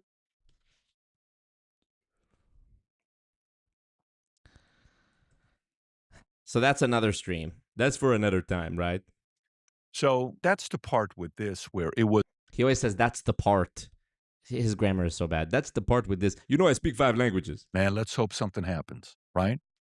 So that's the part with this where it was more of a dream that maybe we can go back to the country we were born in. When you think about why this war is happening, like all the incentives around it, many major Middle East conflicts have had bigger powers pulling strings.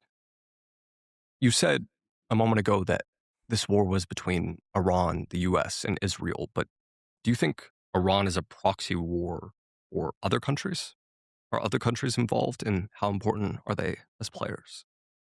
Such as who? Maybe China, Russia. The way Here we to go. look at this is Don't even get this guy started. Don't just say the name of a country and watch him go for 10 minutes. who this war has hurt the most and who's benefited from it the most. So proxy China, I don't think, because they've taken a hit with the oil that they need. So I don't think it's helped China out. Russia, I don't know, because Russia relied on the types of drones that Iran would make. So now, rather than making the drones, they need it themselves, and maybe that supply is not going as fast as it was going before because there's a massive disruption with workforce. Aren't they providing intel to Iran, though? Russia was? Yeah. Yeah, of course they are. But Gotcha. you have to also realize Russia is at war with Ukraine as well, and they're Uh-oh. Rob again. You Rob guys V can't just... 2026 donated Guys. 10 Canadian dollars. PBD. King of the word salad. So freaking true. Thank you again, Rob. Guys, you can't let Rob just carry the bags on his shoulders, okay? You can't just let him pay all the goon tax by himself. Come on. Come on, guys. Ukraine is not slowing down. So Lock Ukraine in. has seen this great opportunity to capitalize and be like, okay, how much you think Ukraine cares about Iran? Not at all. So Ukraine's seeing that, hey, Russia has got a relationship with Iran. They're a little bit distracted. Keep attacking them. Keep attacking them. Keep attacking them. And Zelensky's not yet negotiating and saying, yeah, let's do ceasefire. So who's winning, who's not? EU. You think NATO, let's just say NATO, and the EU, you think they want this war? They don't want this war. Why? They're not necessarily the most strongest military. They're not known for military. It's been a while. Yeah, France has got a lot of nuclear weapons. Yes, some of these countries have a lot of weapons, but they don't want this thing to happen at all whatsoever. And they got exposed because when the president asked for help, some of these places said, no, we're not helping. Oh, so you're willing to take our money that we're giving to you, but now when we need help, you don't. Yeah. So it's actually a very good thing to see who has our back and who doesn't have it. Sometimes in life, you got to do certain things like this to see who's going to fight and who's not. Like, let's just say you got 7 friends and 3 of them are new friends that came into the crew and we're going clubbing. Bad analogy, but just kind of stay with me here. And you want to know if those 3 guys are really going to defend you or not. You go to a bar, say fight breaks out, and everybody goes outside. Damn, Rob, you might need to do some reconnaissance for me, brother, down there in Michigan. And you go outside. You see of the 3, 2 of them ran away, 1 of them stayed there, and he fought. Well, now you know who has your back. It was very easy. It took 1 fight for you to find out who was and who was not. And then you go ask the other guys, what happened to you guys? Oh, we saw cops and we ran away. Well, then you're never going to be on the inside circle. I can see you at the club, but you ain't coming to my house afterwards. Right. You're an outsider. Now I learned. So you need a crisis to have people to be exposed. I thought a lot of people from NATO were exposed. So if we go to China, Russia, Gulf states, you think... I never want to hear Patrick Bet-David. Look at his stupid face I paused on. I never want to hear Patrick Bet-David admonish Adam ever again. As much as I enjoy it, I never want him to admonish Adam for being like low tact or anything ever again. Because just in the past couple weeks, Patrick has been slam dunked on by CoffeeZilla, as well as got totally humiliated on his own show by Mehdi Hassan in a debate. Shut the fuck up forever, please and thanks. Sincerely, everyone. Gulf states want this. Gulf states don't have strong military. They don't spend a lot of money on military. You think UAE has a military? Qatar? These guys don't have strong military. They're not, Israel's known for having a great air force and having a great intelligence agency. And, they brag about the military they have. And even though, we don't know if Israel has nuclear weapons. Everybody knows Israel's got nuclear weapons. They can say we don't need to report it. No, I think there are a lot of people to watch. On the proxy side, no, I think even when the president visited China, one of the main conversations was, hey, let us know what we can help to finish this war. What is he saying? Let us know what we can do to finish this war. Why? China doesn't want this war. They don't want this thing to be continuing. China wants attention on different places, not there. So, do you think Xi Jinping has the power to end the war? No, not at all. Not at all. Everything starts and stops with Trump. Everything starts and stops with Trump, and everybody else has influence. Like, think about what it takes to be a leader of a country. So take a country with 5 million people and go be one that leads the 4.999999 million. I was How hard really of a job is that to get? You think that one got lucky? So then go take another one of 92 million and you're the one leader. How did that happen? Go to another place, India, 1.4, 1.5 billion. How did you do it? 1.2 billion, China. How did you do it? Pakistan. How did you do it?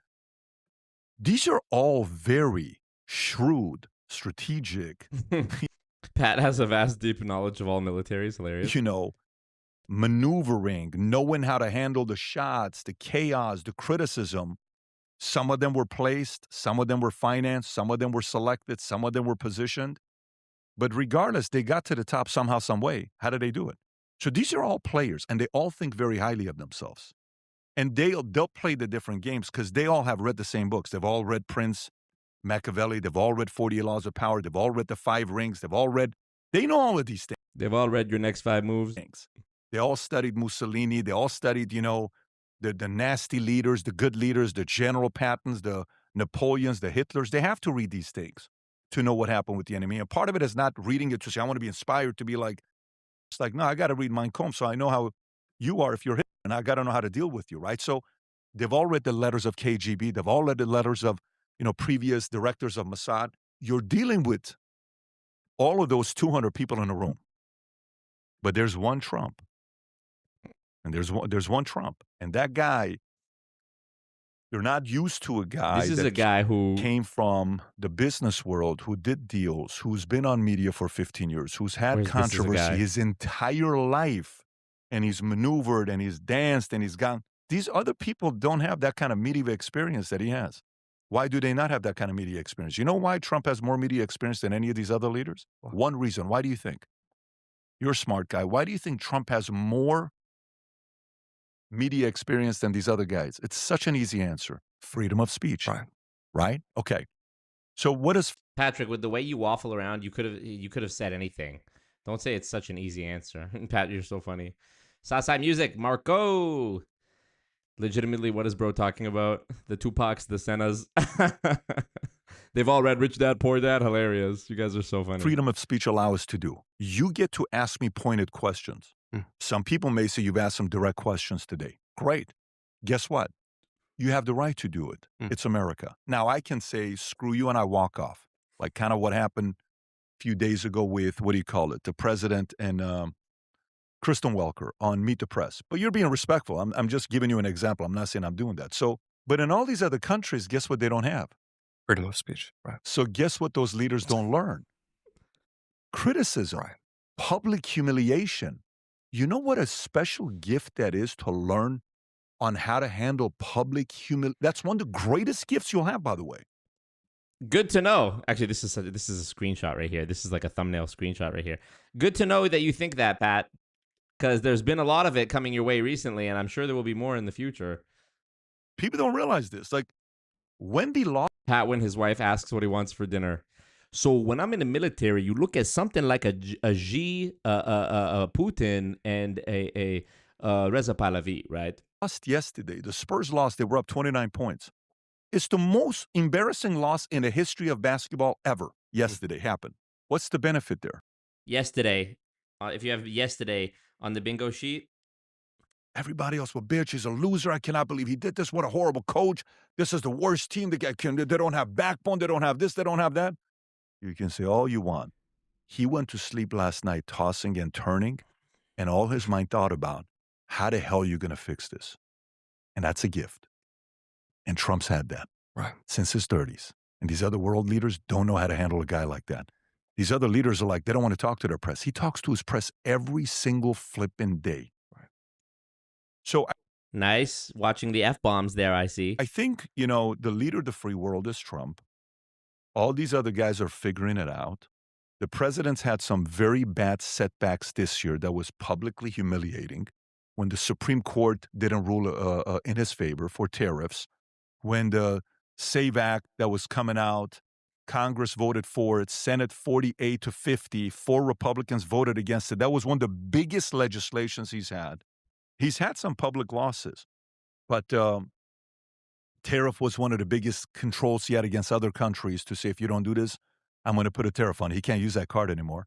Because imagine now he says it to another world leader, what is that guy going to do? He's going to have a smirk on his face. Imagine how annoying that smirk is to Trump. So think about it. Hey, Xi, hey, if you do this, I'm going to put 25%. And Xi's going to smile. No, you're not. So he's in a his typical way is to be able to negotiate like that. He's missing that right now. So he's got to sit there with his guys and say, hey, man, I try to use these 6 cards. I can't use these 6 cards. I try to use my number 1 card of tariffs. I can't use that anymore, more than 10%. Guys, we need some more cards here. I need to find some more cards. That's what he's in a pickle right now with. You yourself have had Trump on the podcast. I've learned nothing. I've literally learned zero. All of this so far has just been opinion nonsense, him telling stories, as always.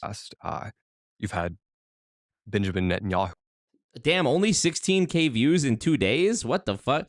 Bro, this channel has 3.4 million subscribers. Pat is a huge, podcaster. 16,000 views in 2 days. I mean, you're definitely not using fake viewers and bots, Jack Neel. I'll tell you that much. What the fuck? I feel like me and Matt Cox's Inside True Crime podcast has the potential to get more than that in the next 2 days after it drops tomorrow. But hey, who knows? Who on as well. As someone who studies the art of negotiation, power dynamics, leverage, maybe entertain this for me. If you were Donald Trump and you wanted out of this war, what would you do? Oh, he can end this war today if he wanted to, but it would be a bad look if he just ended it today and get nothing out of it. When you're selling a company, you'll sit there and say we have 20 things that we're trying to negotiate, okay? Let's just pick 10 things here. You're the buyer, I'm the seller, okay? As the buyer of my company. What are we drawing? Why are we drawing shit? Just speak normal. Just talk to me normal. Talk to me normal, like the DJ Khaled thing. Talk to me normal. On your list, you're going to say number 8's the most important to you, number 2's the most important to you, and number 4 is the most important to you. In that specific order is 1, 2, 3. So you may say, let's just say number 1 is price, but number 8 is a non-compete, and you want it to be a 5-year. I'm just, bullshitting here, but we got a 5-year non-compete. And you're like, price is actually relevant to me. Okay, I don't want you to be able to compete in this space for 5 years. That's priority for me. All right, what else? My 2 is how we structure the price. I don't mind if the price is $400 million, but I don't want to pay you more than 50% of it up front. So I want to pay you 50% up front, and the other 50%, I want you to have equity in my company. I'm Yahoo, I'm buying you. I'm XYZ, I'm buying you. I'll give you 50% that $400 million in shares of my company that you can't sell for 2 years. The other 50%, I'll give you cash. So here's 20. So the structure matters to me the most, right? And maybe I want you to stay on as a CEO for 2 more years. Maybe I don't care about that. Then for me, the seller, I may sit there and say, price is my number 1, okay? I may say to you that when I leave, I want a 1-year non-compete. And then whatever, we can add another thing that we have here, that I can live in Florida and I don't have to be in Texas. And maybe, I'm worried that you want me to stay in Texas. You can't tell me what are your top 3. I'm not going to tell you what are my top 3 when we're negotiating. You're tracking with me, right? So, yeah. So in this case, I don't know what Trump's top 3 is. Right. He's the guest. If guest says F-bombs, guest says it. If guest says it, guest says it. Hilarious. You lead with you want it all. But you know you're not going to get it all. But you know what your top 3 is. So what are Trump's top 3? Do you think regime change and regime collapse was in his top 3? I don't think so. Do I think the nuclear was in his top 3 because he wanted to do a better deal than Obama? I think so. Do I think Karg Island was maybe one of them because he talked about this in 1987, 1985? I'm just bullshitting. Yeah, Pat, we know. Hilarious. The chill penguin. So funny. Yeah, for real. I think so. Did he say XYZ? Hold on. Is XYZ on mine? It's not. Mark it down on your bingo sheet. It's in the Discord if you're not in there. So then what's Iran's top 3? Iran's top 3 is, who the hell are you to tell me I can't have nuclear? Number 2, allow me to take a fee on the oil that comes through so I can generate some income. Because I wasn't doing it before. Now allow me to take that income. Okay, great. My number 3 could... I don't care if the price is $400 million, $20 million, trillion, quadrillion, billion dollar. When my father saw the Shah of Rogers, The Shaw, like SHAW, hilarious. Of Rogers, he switched to another company the other day. Hilarious. He's just literally making it up. I feel like I'm listening to a broken NPC character who got programmed to be an idiot, picked up some programming of money, get her, says Plain Decoded. Remove the sanctions. And I want you to first remove sanctions, then remove this, then do this, and then I'll negotiate with nuclear for you. Right. I don't know what is in Trump's mind. If Trump wanted to end the war right now, it's done. But what is he going to get out of it? Nothing if it ends today. So on the left, midterms around the corner, what are they going to say? If he pulls out of the war, let's just say you're a Democratic strategist for the opposing side. He stops the war. How do you That nose is absolutely that's insane. That's an insane nose, brother. That's crazy. That's a schnoz. criticize him? He continues the war. How do you criticize him? He gets the nuclear deal. How do you criticize him? He doesn't get the nuclear deal. How do you criticize? He got nothing out of it even when he did end it. At the beginning of this podcast, it says that it was recorded shortly before Trump got this whatever peace deal or whatever you want to call it. He's still getting nothing out of it as far as I understand. No matter what he does, you're going to criticize him. So if the war continues, he's going to say, look at this guy, another long war. If he stops and negotiate, he said, look what a coward he is. He couldn't even negotiate. He already quit. He already gave up. He has to make a decision which one he wanted. And I'm convinced. Sasa donated 10 Canadian dollars. Marku, the other day I was listening to this WFG guy Nima Attar on YouTube who's Persian, as am I, based in Vancouver. At one point he goes on the Walmart equals pyramid tangent and says, congratulations, you're in a pyramid scheme if you have a job. Yeah, thank you for that, Sasa. Nima Attar's content has been sent to me several times. As of just recently, I was sent a video of him doing like an in-person presentation all about World Financial Group. I'm sure it's his pitch that he's given a million times. He's got to be one of the most notorious guys in terms of up-and-coming people in WFG. I think he's a greaseball. People have sent me his stuff countless times over the last couple of years, and it's very disheartening to see that he's grown.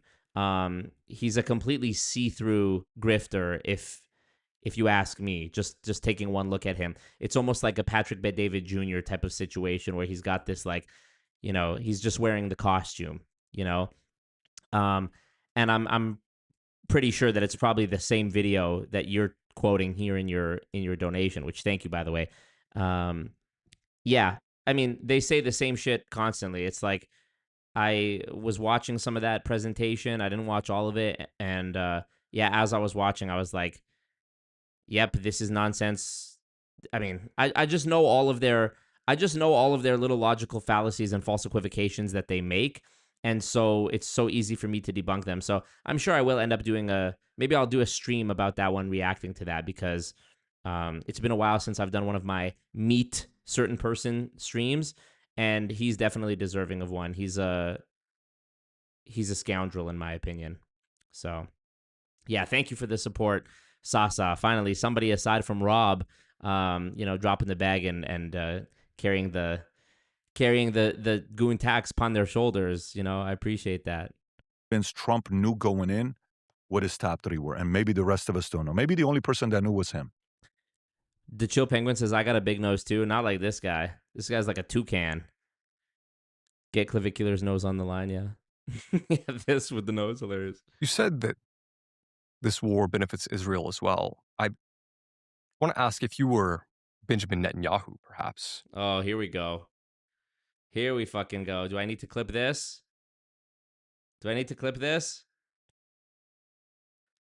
Oh. The only person that knew was him.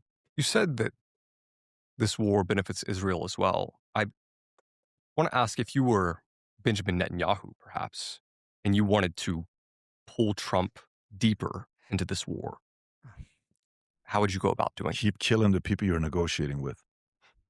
Very easy. Let's just say you and I have been talking for 6 weeks and we're making progress on the deal. Israel finds out. I don't want the deal to be done because my number one, what is Israel's number one? You think Israel's number one is nuclear or regime change? Regime collapse. What do you think is number one? I'm not sure of those two. I think for Israel's number one is regime change and regime collapse. Right. Why? break up the hierarchy. Pakistan has a lot of nuclear. How come they're not worried? Russia has a lot of nuclear. Turkey is strong as hell. How come they're not worried? So Israel's number one, I believe, is regime change and regime collapse. So guess what? If your number one is regime collapse and regime change, guess what you're not for? Any deal. So if I do a deal with you we're like, hey, let's do this. Hey, boom, okay, great. Let's Kill do 'em. this. Let's do that. Let's do XYZ. Now who do I talk to? I got to go to the next, then kill those two as well. And now who do I talk to? Well, I start a new conversation with him. Kill him as well. New high-level conversation. Hey, we're about to kill him as well. Just bomb to continue. Oh, I'm so sorry. Oh, I'm so sorry. I won't do it again. Trump, I won't do it again. Bibi, I'm not going to, my apology. You know what? The president and I have spoken. We're good. Our apologies. We will stop the attacking. 2 days later, hit Lebanon again. This is the part where there's a conflict right now between the two. And now I'm sure there's a little bit of posturing and TV gymnastics, whatever you want to call it, that they're doing theatrics on us watching this to say, oh yeah, they're fighting. They hate each other. I don't know if they hate each other, but I do think if Israel's motives are regime change and regime collapse first, they will do anything and everything to prevent from a deal. Would you guess if this war continues, maybe into 2027, or at least into November of this year, could we see like the collapse of the U.S. dollar, or maybe like a major market crash? I don't know. I don't know with the collapse of the U.S. dollar, because the world is relying on the U.S. dollar, not just the U.S. So a lot of times the benefit about one of the reasons why I love giving equity to the people that work in a company with me is because the moment I give you equity, we share pressure. Let's just say your YouTube channel is with us and we're 50-50. Guess what I wake up thinking about? To grow your YouTube channel, because I'm equity with you, right? Okay. So how much equity is there with the U.S. dollar around the world? Japan's got $1.4 trillion of debt. You think they want the dollar to collapse? No. China's got $1.04 trillion. I don't know what the exact number is today. You think they want it to collapse? No. You got all these other people that are relying with us, export, import. You think they want it to collapse? No. You think India wants it to collapse? No. I think the bigger power players will directly be impacted if the dollar is affected by it. If anything happens here, economy-wise, it's a little bit tricky right now where we are, because with the new guy that went into place, Jerome Powell, Warsh, with the interest rates, inflation going up, I think it's at 4.2 today, and 60% of it is tied to diesel and gasoline. So if the war goes away, that could dip down and be at a better place. If it continues, it's going to stay up there. And then if it stays up there, midterms around the corner. So he is being pressured from the top to lower the interest rates, and they want to bring it down to 1%. But some are saying maybe he needs to increase the interest rate. So those things that were... What do they say? See how he analyzes a situation? He's like, some are saying this, some are saying that, and then he doesn't really offer any sort of like deeper analysis. What is Cauchy saying? Going through, it's going to be a little bit chaotic. The bigger thing that'll happen as well here short term is we're probably going to have a handful of trillionaires in the next 2 to 3 years. SpaceX is going to be at $1.7, $1.8 trillion IPO that they'll do. He mentioned the SpaceX IPO. So funny, because earlier on I was doing a bit as Patrick where I jokingly brought up the SpaceX IPO, and here he is just bringing it up unsolicited. Elon's net worth is going to be around $950 to $1.1 trillion. I have a feeling the NVIDIA guy, Jensen Huang, is going to be a trillionaire probably in the next 2 to 3 years. You got a few people that are going to follow. And so wealth disparity, the rich get richer, poor get poor, it's going to go so much wider than ever before. So then what happens then? I don't know. We have to be ready for it, because the way language learning models change things overnight, it was sudden. It was like, boom, go compound it into 5-10 years. What is that going to look like? Everyone's speculating. Elon is saying coding is going to go away in 1 year. Elon, the way he pronounces his name, Elon or Elon, like he's Elon, like he's an Israeli girl, Elon. Netanyahu does not want regime change. Iran is their only excuse to continue the Greater Israel Project. This is just common sense, says Salsa Music. Yeah, I mean, but that's what you say if you're a Israel glazer like Pat is. That in an interview on a podcast, I think 4 days ago. He's literally speaking in generalities, says Tracer Man. No actual opinion or original opinion. Yes. Elon. Coding's going to be gone. Reminds me of one time my dad, we were at a restaurant when I was a kid, and the girl's name was Allie. Allie. You know, like you're walking down an alley. Short for Allison, presumably. Allie. We all know. We've known a girl named Allie. And I remember my dad, at one point, she came back to the table. He was like, Ali. Like Muhammad Ali. And I remember my brother was like, Dad, her name is Allie. He's like, that's what I said. And her name is Allie, not Ali. Like, not. Well, what Claude is doing. What I just unpaused at a random moment. You look at what Claude is doing, right? 4 days ago, coding's going to be gone. Well, what Claude is doing. But I'm less concerned about the economy because there's so many people involved in equities that they're going to do whatever they can. The rich get richer and the poor get poorer from the guy that says future looks bright. Yeah, it looks bright for him. It's a good clip, actually. Going to be around $950 to $1.1 trillion. I have a feeling the NVIDIA guy, Jensen Huang, is going to be a trillionaire probably in the next 2 to 3 years. You got a few people that are going to follow. And so wealth disparity, you know, the rich get richer, poor get poor. It's going to go so much wider than ever before. So then what happens then? Isn't your motto, future looks bright? Oh, you just meant for you. Right. I should have expected as much from the guy who made his wealth running a multi-level marketing company where most people actually lose money. Right. My mistake. Oh, economy, because there's so many people involved in equities that they're going to do whatever they can to protect that as well as the U.S. dollar. For me, it's the advancement. Pat always mispronounces things because no one around him will correct him. Yeah, I believe that. Of technology and AI and how we're going to handle that in 3, 5, 10 years. Because say Democrats win the election 2028, they're going to want to regulate AI. They're going to want to come in and say, hey, 50% of NVIDIA is ours. 50% of Anthropic is ours. 50% of OpenAI is ours. I remember when PBD was balls deep into crypto. Now AI is the new buzzword, says life is good. Was Pat pushing NFTs when that was a thing like 5 years ago?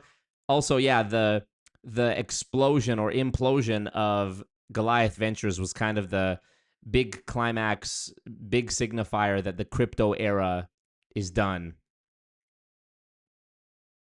At least when it comes to Pat.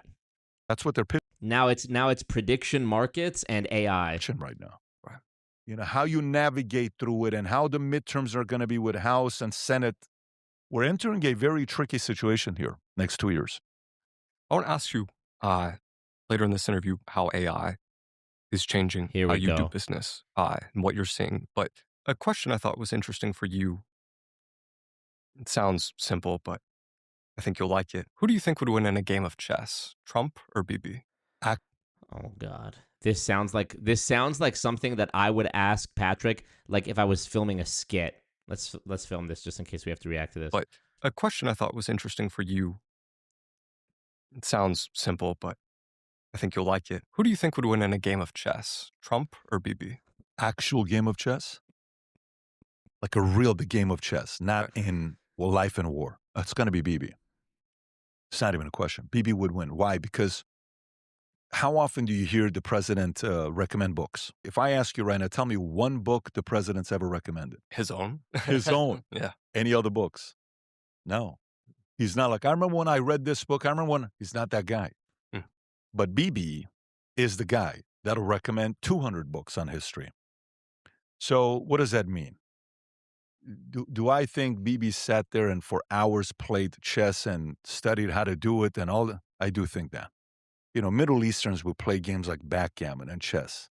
Americans, you know, it's more golf. Right. So if the two of them golf, Trump's going to destroy him when it comes down to golf. But chess, backgammon is we played that in Middle East heavily. Most Middle Eastern kids know how to play backgammon.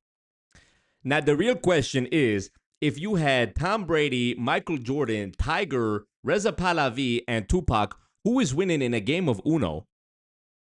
That's the real question. He asks himself questions. Yeah, no kidding.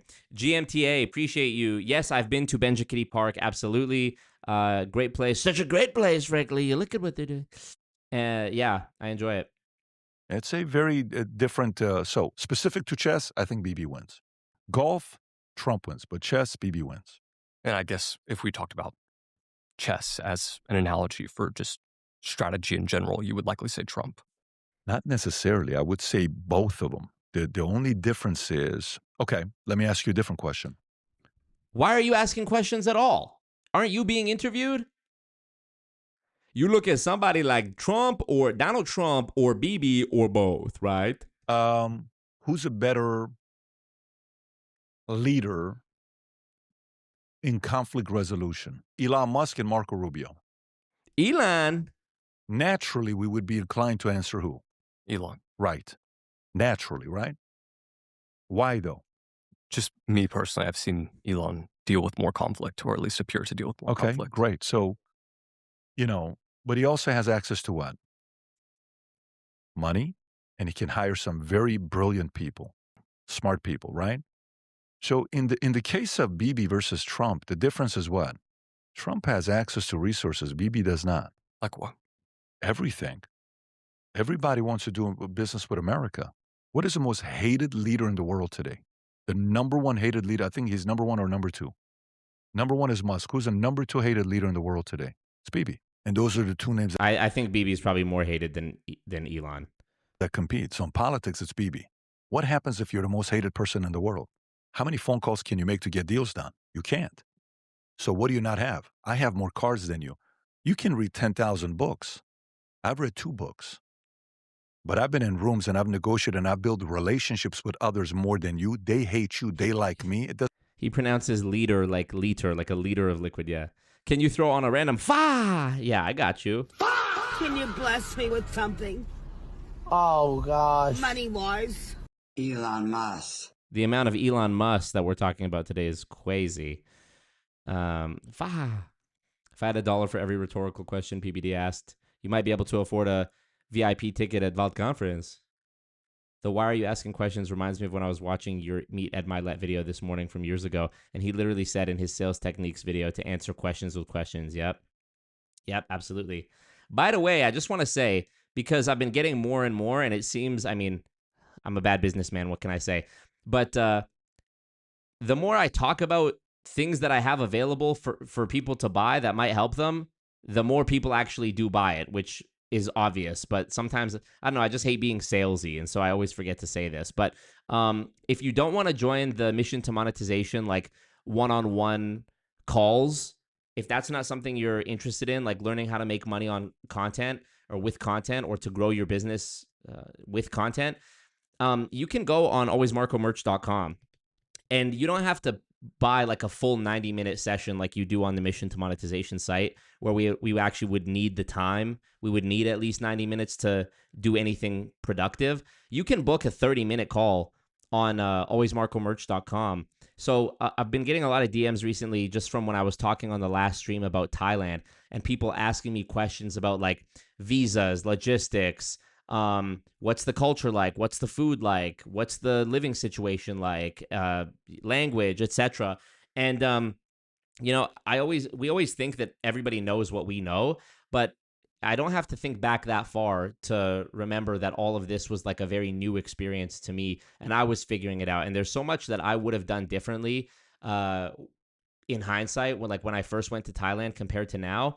One big thing that sticks out to me is when I first went to Thailand, I spent the first like 10 days there in a hotel, and it was like an American franchise hotel, like a Holiday Inn.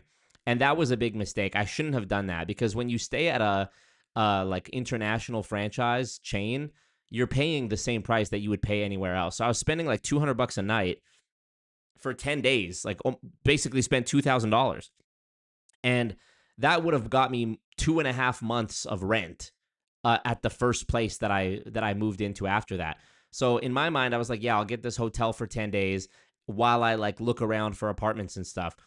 In hindsight, what I should have done was found the apartment that I wanted to live in online and then went in there. But in my defense, I wanted to actually see the area and the location and really get a feel for it, being there in person on a ground level and viewing it and making sure everything was good and the build quality and all that. But even still, if I had wanted to do that, I should have stayed in a cheaper hotel or just stayed there for half the time, whatever. So, and one of those days was just a complete waste of money, because I flew there December 31st, 2023. And I booked the hotel. The reservation was paid for from January 1st to January 11th or something like that. So 10 days. And when I got to Thailand, it was already January 2nd because I didn't account for the fact that, I thought, okay, I'm leaving on December 31st. I'll get there on January 1st. But you travel 12 hours, but then there's also like a 13-hour time zone change. So really you time travel a full day in the future. Like by the time you get there, it's a full day ahead. So I had actually paid for and missed the entire January 1st in Thailand because I was in the air. So when I got there and it was January 2nd, I was like, can I get the money back for the first night when I wasn't here because I miscalculated? And they were like, no. So even just that was a waste. Yeah. So much literally that I learned that would have saved me so much money and been so helpful to me. But if that's something that you think could be helpful to you, I have a call coming up, which somebody booked for asking for help getting a relative out of a devil corp. So if it's something MLM related, if it's something like, argument, debate related that I can help with, feel free to hit me up. It's much cheaper to just book a 30-minute call. Maybe you just need some life advice. I'm 30 years old. I've been around a little while. I've done a lot of different things. I've had a lot of different experiences and lives in this last even 10 years. So, if you're lost and you need a guru, you need a cult leader who's going to lead you down the right path and not lead you astray. Always MarcoMerch.com. Holla at your boy. Anyways, let's go on. Let's continue. Doesn't matter how many books you read. I'm going to out-do you because I shook hands and I met these people and they like me. They don't like you. So, behind closed doors, a lot of these leaders like Trump. He's funny. He's like, he'll go to Democrats saying, you're going to like me. He knows how to kind of use his charm and charisma, right? Okay, great. You think he's read more books than Bibi? No, but Trump's got cards galore. Trump's a leverage card galore guy who is not afraid of threatening you, telling you what he'll do to you after he tells you how much he likes you. You know what? I like you a lot. You're a great YouTuber. Let me tell you, if you cross the line one more time, I'm going to kill you. That's his language. That's how he speaks. Most people don't speak that language. Like, you ever see a guy, think about right now when I tell you this, how quickly you will think about somebody. Who's the smoothest 20-year-old you met that was incredible with the girls? What's his name? Clavicular. PBD donated 10 Canadian dollars. This reminds me of when I was in Iran. It was like Thailand, but better. The only place better than Iran and Thailand is Israel, right? Just first name. Thank you, by the way. I appreciate that. You're a legend. I didn't even take a second to comprehend what the name was on that. PBD, of course.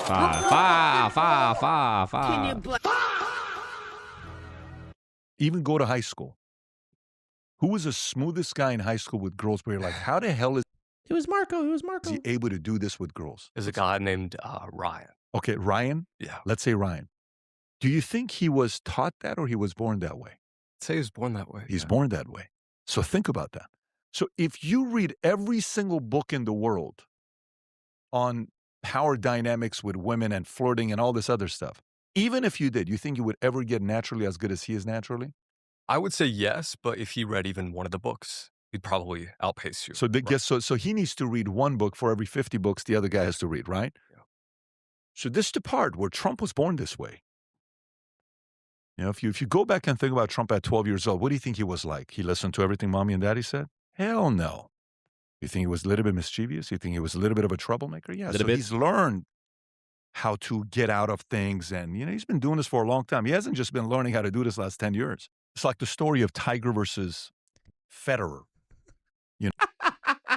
How is it like the story of Tiger versus Federer?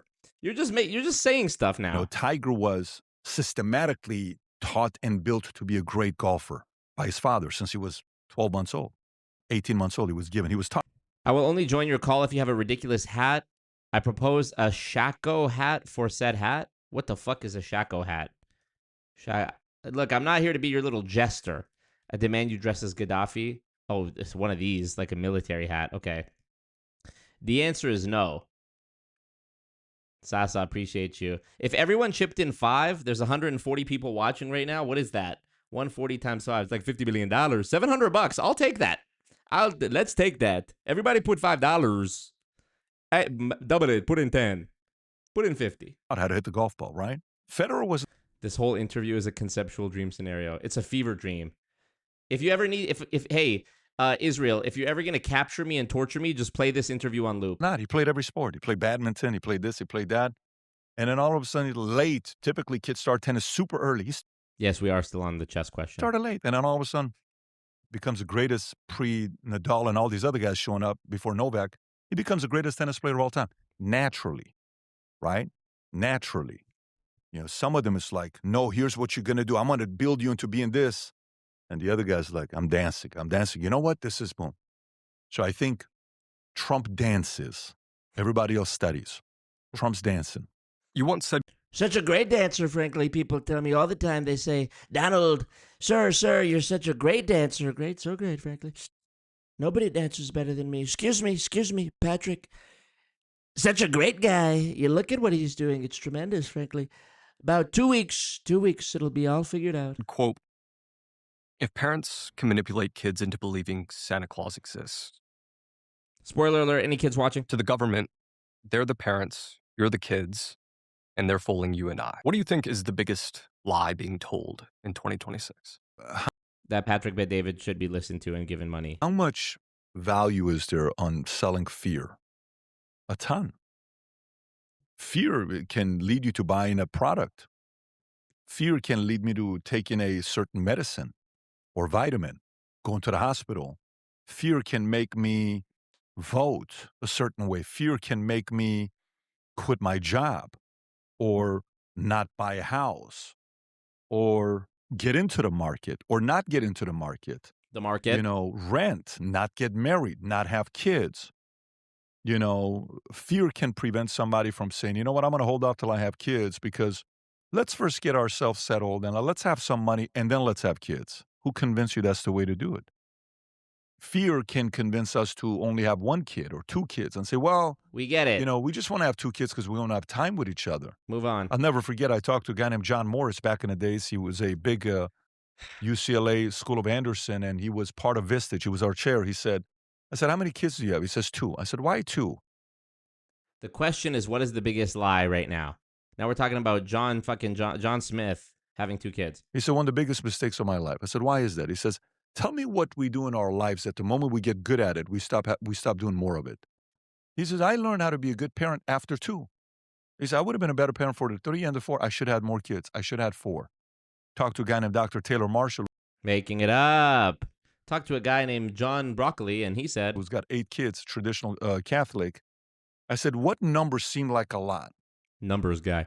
What's a big number that I can say on a podcast? 50 billion, 20 billion. How many kids are you having? 10 million, 50 billion, $200 billion. They play Valuetainment episodes at Gitmo for sure. That's Guantanamo Bay for the uninitiated. 5 hours of Adam straight. Pat, we love Israel. When you had 8 kids. He says, anything after 3, you will never feel like you have more than 3. I said, why? He says, your 4th is going to be mature. He's independent. It's funny because isn't like a lot of life insurance sales based on fear selling? Like, what if you die? Your 5th, she's going to be mature and independent. 6th, 7th, it's kind of like whatever the 3 are. 6, 7? The other one already graduated, and he's kind of, you go to the restaurant, he kind of does his own thing. Goes to the bathroom, you don't have to walk with him. Feeds himself, cleans himself, prepares himself, cleans his mouth. You don't need to be, hey, clean your mouth. No, he's a certain age. He knows how to do that, right? So fear, the relationship between fear, and knowing what is real and what is not. This is like the speech that the Joker gave Harvey Dent in the hospital in the movie The Dark Knight. I'm an agent of chaos. The thing about fear, the thing about chaos, it's fear. This is his version of that. Nima Attar video. I got you. Yeah, I'm going to do a stream reacting to Nima Attar for sure. I got you.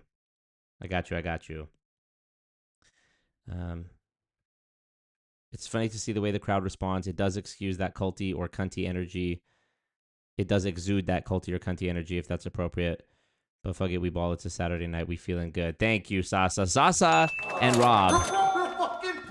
Carrying the stream on their shoulders, helping me, blessing me with something money-wise. Can you bless me with something? Oh, God. Oh, gosh. Money-wise. Money-wise, backing up the Brinks truck with the billions and billions of dollars. Billions and billions. And giving him the money. Gave him the money, boom. Boom. Hilarious. That controls people for a long time. You know, last night I'm writing a book right now on fatherhood. Oh, my God. Last night we having dinner at Casa D'Angelo.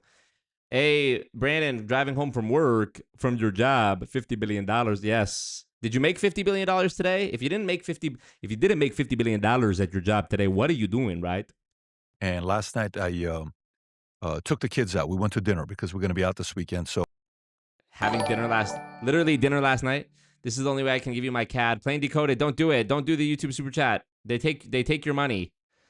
PayPal in the chat, in the description. Streamlabs, but I appreciate you. Thank you so much, Plain Decode. I appreciate that. So I took the kids out. We went to dinner and we're talking about it. Me and the project manager were talking about different things with the books.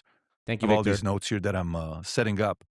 And one of my sons, he starts telling a story of PBD. I like that. PBD donated 10 Canadian dollars. I don't like when you criticize me, but thank you for the valuetainment. You're welcome. So really appreciate that. Thank you. What got him to change 2 years ago? Let's get it out of the way. Let's get the goon tax out of the way, y'all. Come on. Come on now. We're doing it. We're doing it. We're really doing it.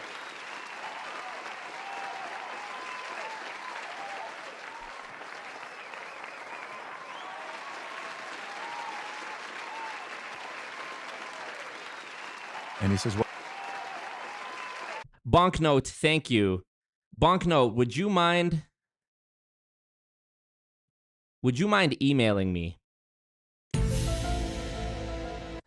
Bonknote, email me, alwaysmarcomgmt@gmail.com, and say this is Bonknote, if you are. Or verify to me that you are Bonknote some way or another. I need to, it's very important. Actually, never mind. I have your email. I'm going to email you. Because I don't want other people to email me being like, I'm Bonknote, and they're not. I have your email. I will email you. Well, I was a drifter. I was drifting in life. Thank you for the support. Appreciate you. It was just kind of going. I wasn't serious or excited about anything in my life. And then he and I had a conversation to get in my home office, and I sat him down and I said, hey, what is it with you? Just feel like you're drifting. I said, you're going to be like... You did blow the door open, Sasa. Sasa, his head is a mata. Whoopty. Bitch, we outside. It's a movie. How I was, 10 years is going to go by, and all of a sudden you're 20 years old. You're not going to be happy with what you're doing right now. So I gave him a book called Outwitting the Devil by... Hold on. What did his son say? I wasn't serious or... One of my sons, he starts telling a story of what got him to change 2 years ago. And he says, well, I was a drifter. I was drifting in life. It was just kind of going. I wasn't serious or excited about anything in my... So a 12-year-old said this. My life. And then he and I had a conversation to get in my home office, and I sat him down and I said, hey, what is it with you? Just feel like you're drifting. I said, you're going to be like how I was. 10 years is going to go by, and all of a sudden you're 20 years old. You're not going to be happy with what you're doing right now. Oh, so he was saying this to a 10-year-old. So the 10-year-old was saying that when they were 8, they were just drifting. Well, what the fuck what are they supposed to be doing? So I gave him a book called Outwitting the Devil by Napoleon Hill, who wrote this book many years ago. I think it's translated. It's written. I'm checking the read a book a day one, even though he's not talking about reading a book a day, but he did talk a lot about reading books. By Sharon Lecter today. And he reads the book. And the book talks about how teachers use fear to control students, how the government uses fear to control students, how even pastors and priests use fear to control the congregation, how parents use fear, how everybody and you just have to sit there and say, yeah, that doesn't scare me. No, that's not dangerous. That's just creativity. That's just imagination. So the sooner we have a better filtering process on that, the better we'll be. Some of the things are real. Like, hey, you need to buy life insurance. Why? Preventative. If something happens, you're protected. You need homeowners insurance. Why? If a hurricane, tornado happens, you're protected. You need health insurance. I'm healthy. I understand. If you've never seen health insurance bills, trust me, you need health insurance because you're protected. So preventative stuff we need to do. That's not fear selling. That's preventative, right? Do estate planning, go set this up for your kids. Go do this, go do that. But The other side, if you can read between the lines of fear, danger, and just kind of like someone giving you preventative advice, you won't be controlled by the masses. You won't be controlled by the media. You won't be controlled by the government. You won't be controlled by anybody. I literally guarantee, total side note right now, but let's go to court. What you were about to witness is real. I guarantee, this is how confident I am, not just in what I know, but in what I've been able to help other people achieve as well. I guarantee that I could help anybody grow their Instagram like pretty much instantly. I watched a video one time where Mr. Beast, I think he was doing an interview, it was with CoffeeZilla, and Mr. Beast was saying like how he had mentored, it was like a hobby of his to mentor smaller creators, but just like giving them advice on the phone. And he was giving these insane numbers of how he took a guy from like 300,000 to 1 million and 1 million to 10 million. And it's like insane numbers guy. And at the time I was like, there's no way. And now that I've been helping other people, like not just grow their social medias, but also make money from it, I kind of do understand on a much, much, much smaller scale, because I've been on Instagram for, I think I was like 16 or 17 years old when I got on Instagram. I was in high school, and I'm now 30 years old. I remember it took me years to get to 10,000 followers. I think I hit 10,000 in 2021. And then it took me years more to get to 20,000 followers. And then just in the first half of this year, I'm already at like 26,000 followers. And that most of that was in the first 3 months of this year. So, yeah, it's, if you watch the free workshop that I did, you see me go through these different methods and strategies that I use to grow. But man, oh man, the amount of money I left on the table by not knowing some of this shit sooner. It's a crazy world we live in. But, you know, the only thing, I can't sell you a yellow brick road. I can't tell you that I know the magic way to make millions of dollars. Otherwise, I would have done it myself, which is fundamentally why all these people are lying to you. And they say, I'm going to teach you a method to make you millions of dollars. Guess what? Anybody who had actually done that themselves, it would not be worth their time to sit and mentor you and coach you about how to make millions of dollars if they'd already done it themselves. That's first and foremost. That's number one. I haven't made millions of dollars, okay?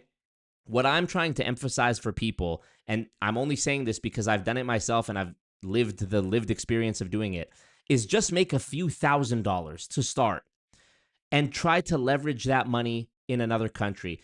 Or stay where you are and start building it on the side, and hopefully it becomes a bigger thing later. Make money with content. Make money with social media. If you are, if you have a car detailing business, you wouldn't think, oh, I'm a content creator. You are. I'm sorry to tell you. You have to be. If you make hair ties, if you make charcuterie boards, if you do party planning, guess what? You're a content creator, and you need to figure out how to use the content and the free tools in front of you. I'm not talking about buying ads. I've never paid for an ad in my life. You need to figure out how to use the free tools in front of you to get eyeballs on your offer, whatever it is, product, service, business, whatever. And yeah, I think I definitely have seen just in the last 6 months how I've been able to improve on that for my own shit, and helping others is amazing. So yeah, if that's something that interests you, go watch the free workshop, missiontomonetization.com. What do you fear at the moment? I won't be controlled by anybody. What do you fear at the moment? Probably what I fear at the moment has to do with the kids and the family, because to me, it's trying to find a way to keep them close long term. You know, I watched a video the other day. I don't know who it was who said it. It says, who are you jealous of? Oh, well. Saying that while controlled by Israel, I've made a few $1 billion, so true. Plain Decoded says, they only use fear. They don't use deceit, lies, tricks, scams, schemes, acting, false scenarios, general trickery. Yeah. Okay, but how do I pull on Instagram? Is that part of your course? Oh, get girls on Instagram? Great question. This actually, I should have talked about that in the workshop, but I didn't. Bro, getting girls on Instagram, it's funny. Funny enough, that is probably the number one place that gal come from, isn't it? Is Instagram or like social media in general, but Instagram specifically is a better dating app than Tinder, Bumble, all them joints. I think part of you pulling on Instagram is literally just growing your Instagram. I hate to say it, but these gal out here, some of them are shallow. They see you have a little clout, a little motion, little followers, little this and that. They going.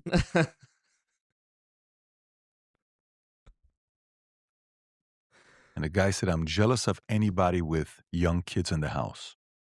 Hey, yo. I'm jealous. Because there's something special about young kids in the house. It's priceless. You guys have kids yet or not yet? Not yet. When you do, you guys are planning one day? Kids. Jack. How old is Jack Neel? Fucking 19? Jack Neel age. Kids. This motherfucker's 25? God damn. Yes, no, maybe? Yeah. Okay. Everyone tells you it's incredible. It's Playing Decoded, you fumbled the bag with that girl. You don't have IG? Get it the fuck out of here. incredible. So I fear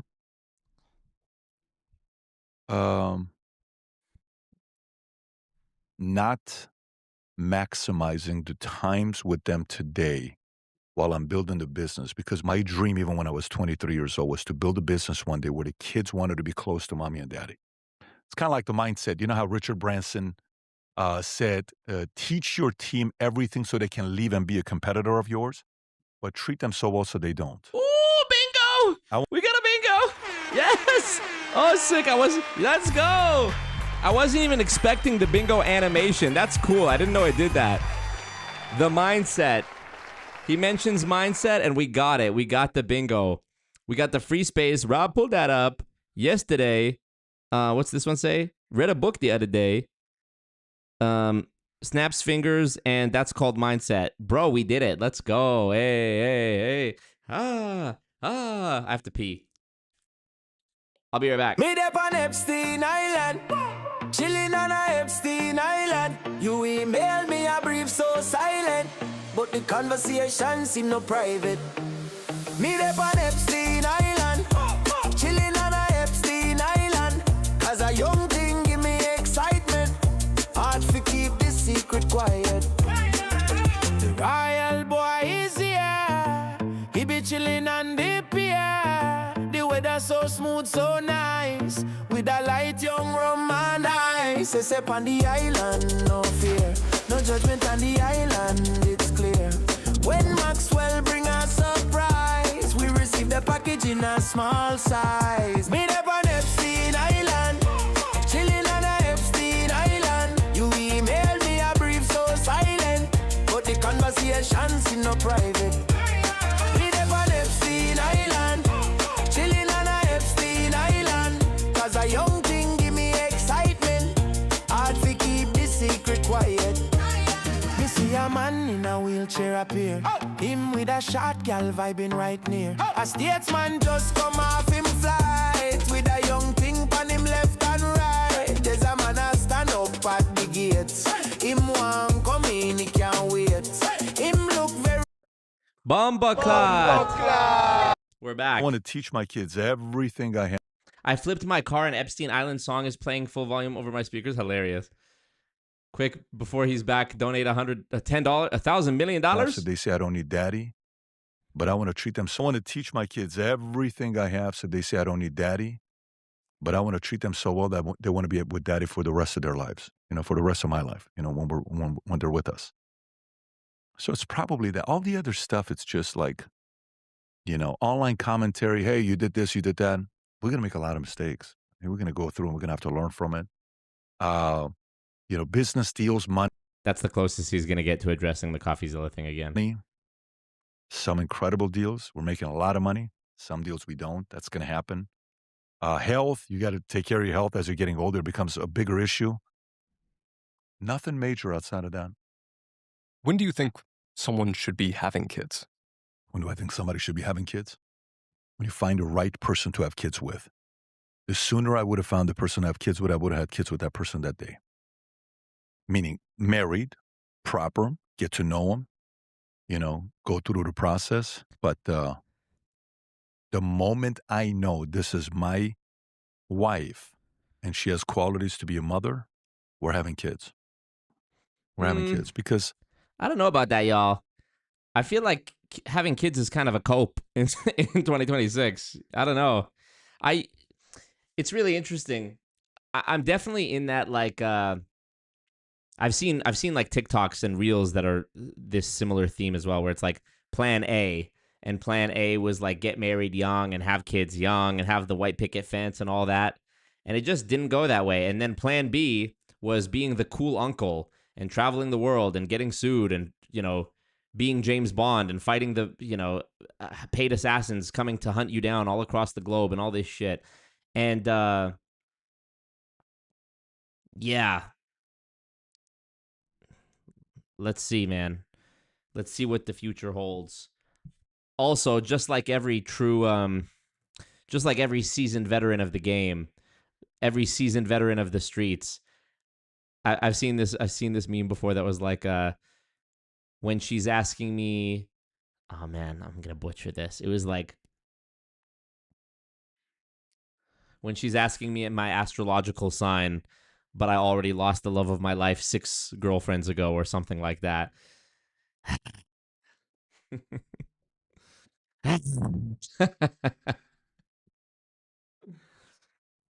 MHS14 says, this is so accurate.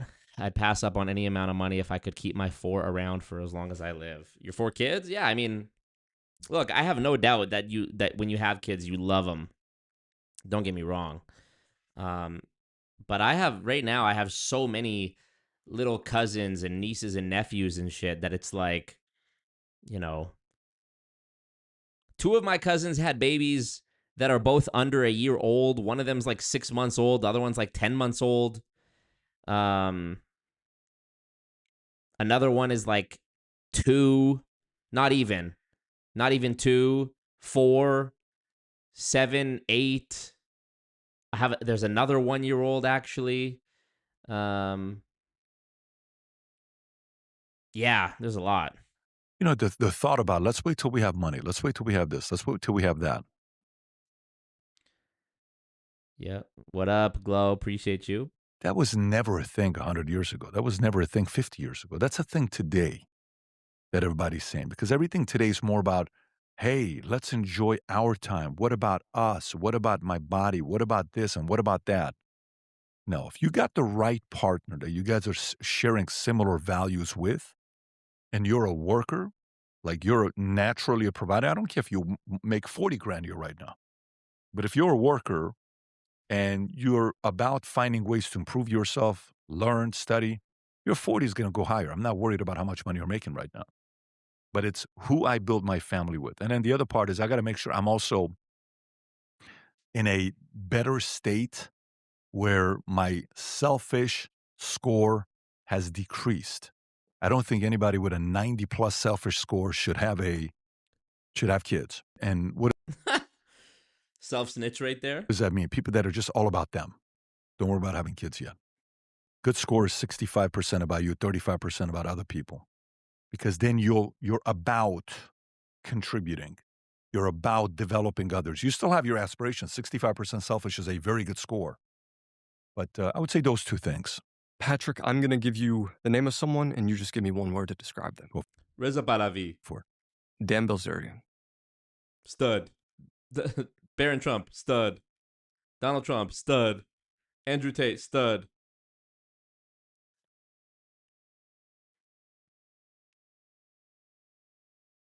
Angry.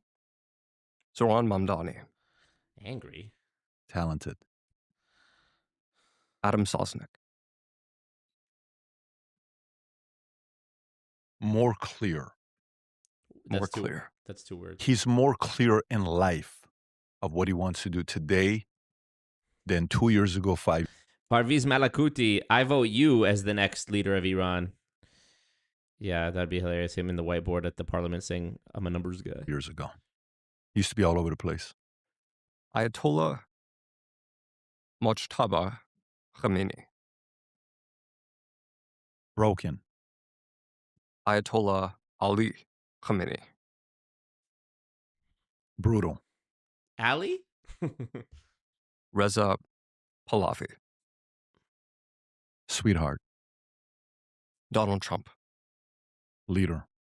Bibi Netanyahu. One word for Bibi.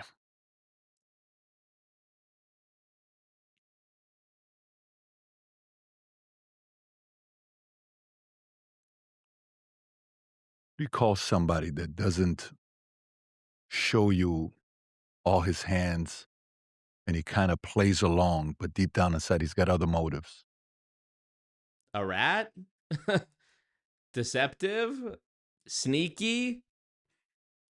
Duplicitous? Hello? Duplicitous?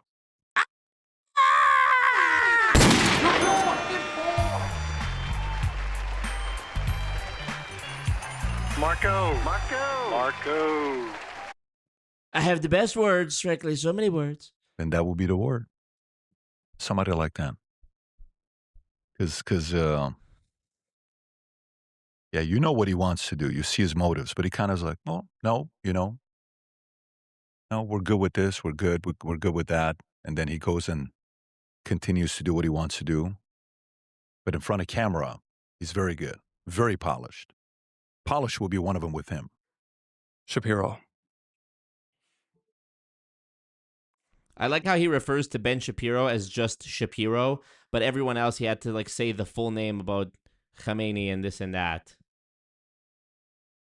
Mechanical. Tucker. Tucker. Hello? Did he freeze? Mischievous. I'm with Patrick Bet-David. See, now he's turned. See, remember I did the video about this, the live stream about Patrick Bet-David and his response to Tucker at this 15-plus minute video just blathering on and droning on and hypothesizing about if Tucker was a Muslim or whatever. You're going to say Tucker is sneaky? So now he's abandoned the trying to pay Tucker $150 million to get him as a host on Valuetainment and be friends with him. And I've tried very hard to build a relationship with you. It's been very challenging. Now you're going to call him sneaky. No honor among thieves, I guess. He's going to do whatever he wants to do.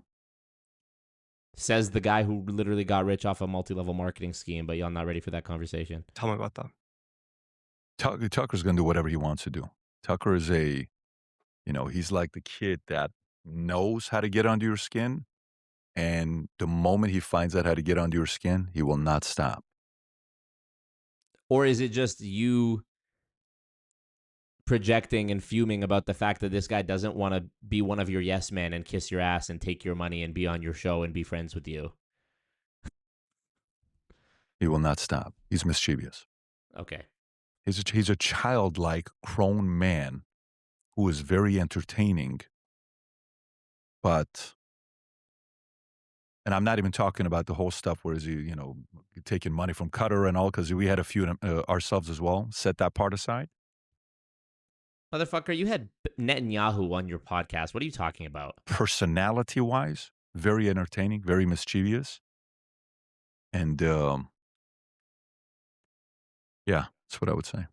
Not to, blindly defend Tucker here, but, this is, to me, such an obvious, well, I didn't think you were hot anyways when a girl rejects you type of situation. You literally, what was that, 2 months ago that you put out a video being talking about how you've been trying to build a friendship and a relationship with him for years and blah, blah, blah, and you're, what the fuck? Childish. So you think somebody who was a man-child was somebody who was worth offering $150 million to make a full-time member of your media conglomerate? Candace.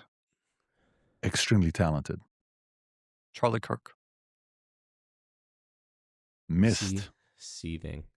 Charlie Kirk was glue. Missed?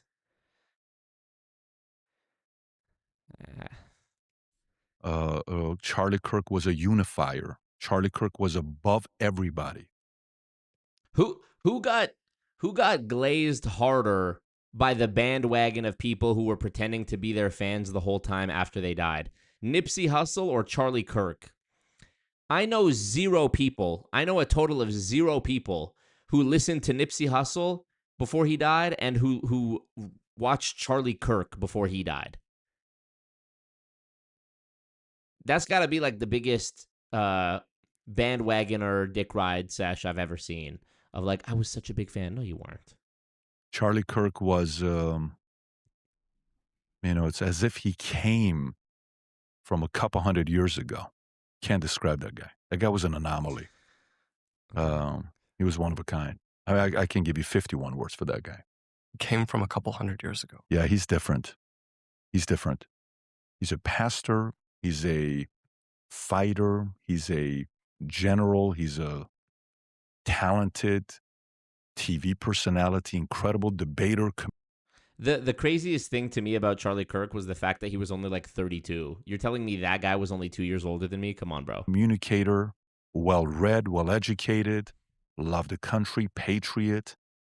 He very, very, he did the job of 9 different people. It's very hard to have somebody like that.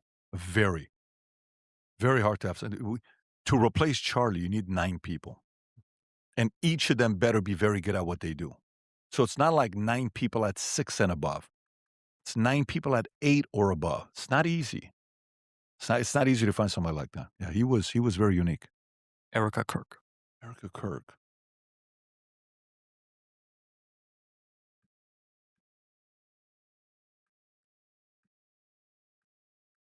Normally I'm asking these questions with one word, so this is good when it's on me this time. He struggles to not go into a 15-minute monologue about the Shah of Iran and growing up in a refugee camp in Germany while his dad was an imperialist and his mom was a socialist. Erica Kirk. Misaligned. And let me unpack that so people don't read into it. Misaligned. I don't think she needs to be the CEO of the company right now. I think she needs to step aside for 2 years and then maybe 2 years later come back and do it. Timing was bad. And we saw the video. I understand all the videos. I've had conversations with them. I've spoken about this publicly. So, I think that misalignment put a lot of pressure on her to perform. And she is never, ever going to be the face of TPUSA the way Charlie was the face of TPUSA. Because a brand, you have to also realize, like the challenge you're having right now is about sex.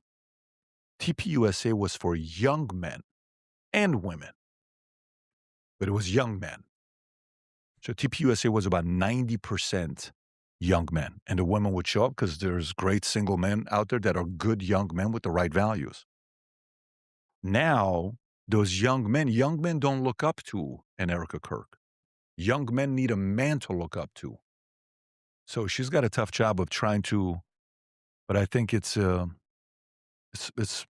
misaligned. Baron Trump. Stud. We'll see.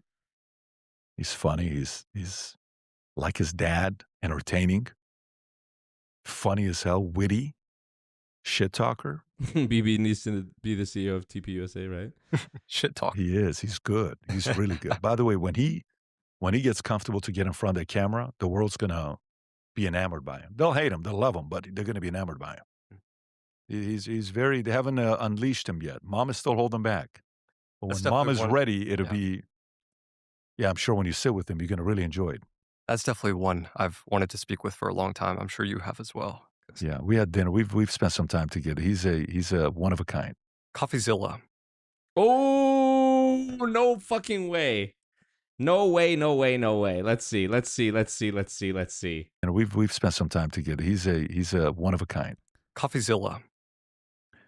I like him a lot. I think he's talented, very talented. I've done 2 interviews with him. One 4 or 5 years ago, one recently with him.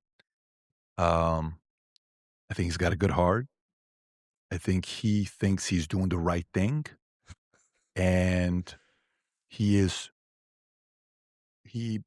tries to balance the talent that he has of being animated while trying to do his work for the younger, for the smaller person. Right. So I think he's got the right intentions. Super talented guy. Super talented guy. I don't even have anything to say about this one. Fuck this guy. Yeah, I mean, journalistically speaking. Super talented guy. Yeah. Christopher Alexander Delgado. So he is. Ooh. Chris Terry. There's no way you're asking about Chris Delgado. Is. He's going to throw him under the bus. I mean, obviously, you're accused of stealing $328 million to $500 million. The word dollars doesn't have a D in it when Patrick says it. Dollars. There's many words for him.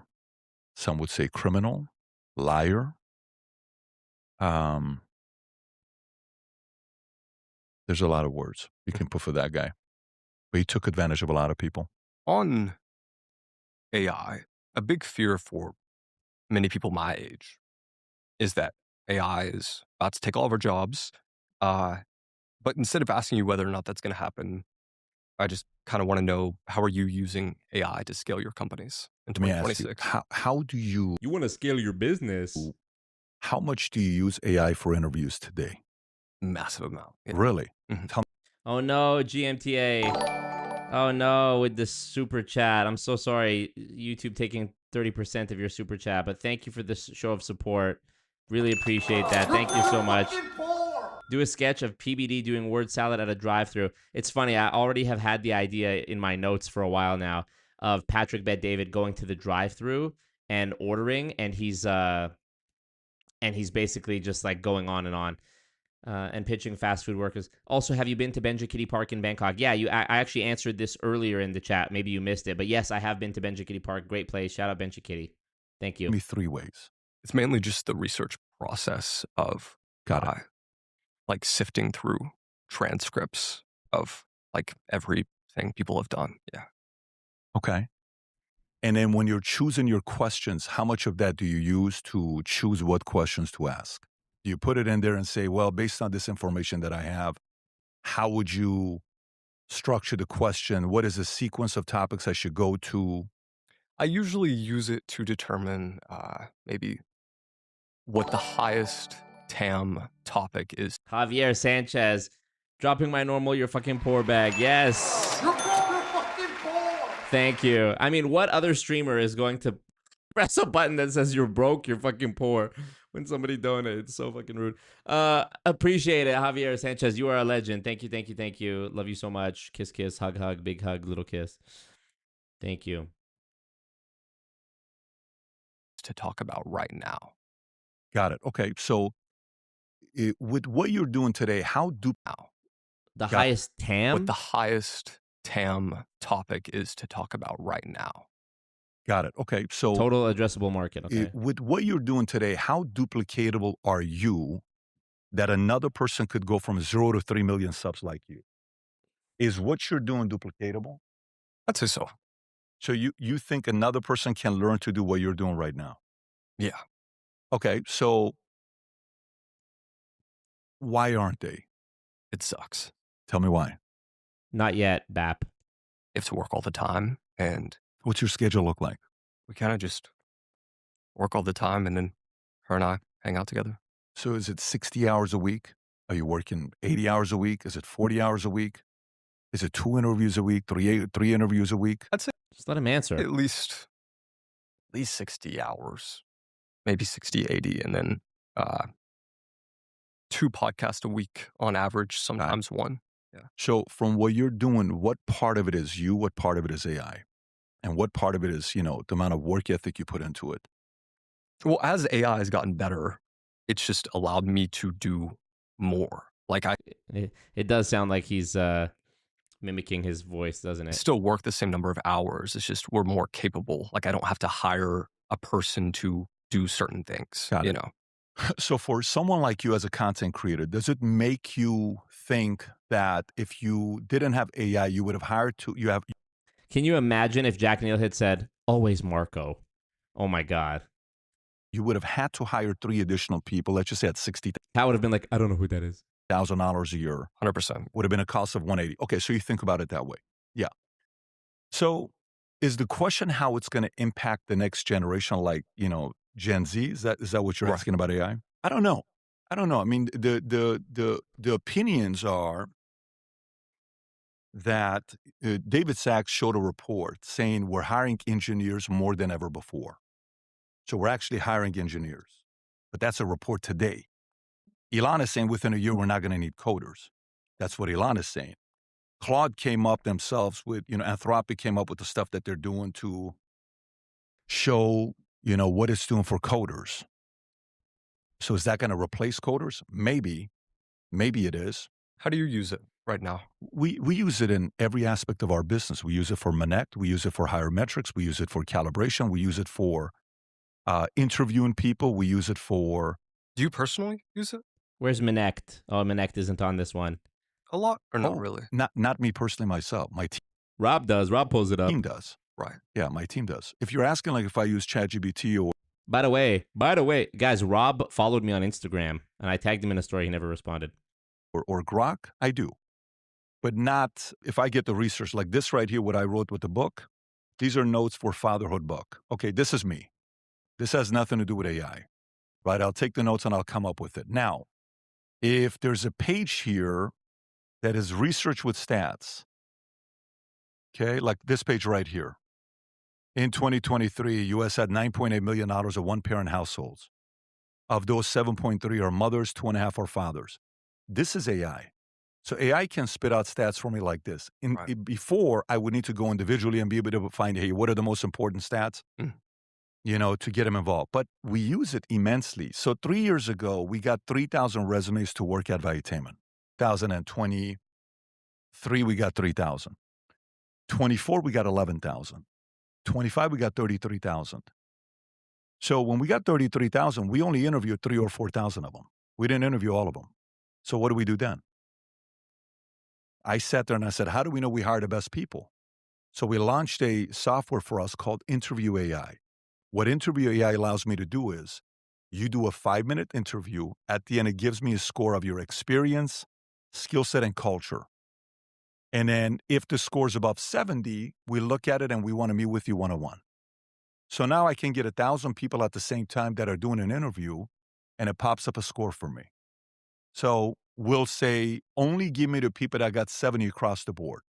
So that 1,000 will say, it's only these 88 that scored 70 across the board. Great, let's interview them. I can say, make it 75. Make experience 80, but make skill this. You can adjust it the way you want. So I didn't have that 2 years ago. That's really useful, honestly. In a big way, it is for me today. Calibration, efficiency today with our employees. So our employees today, we calibrate everybody on 5 different metrics, okay? And those 5 different metrics that we have, effort, attitude, innovation, leadership, and results. I'm trying to see if I have it to show it to you. Those 5 things that we measure on, each of them had 4 categories. We scored from 0 to 10. Our managers now are calibrating each of the employees in a way where we know who's going to get a raise, who's going to get promoted, who's going to hit their bonus, who's going to move up, who's not going to move up. It's no longer a...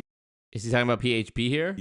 If maybe that conflict, hey, an employee works for you, hey, can I talk to you Friday afternoon? They're quitting typically when they want to meet with you Friday afternoon.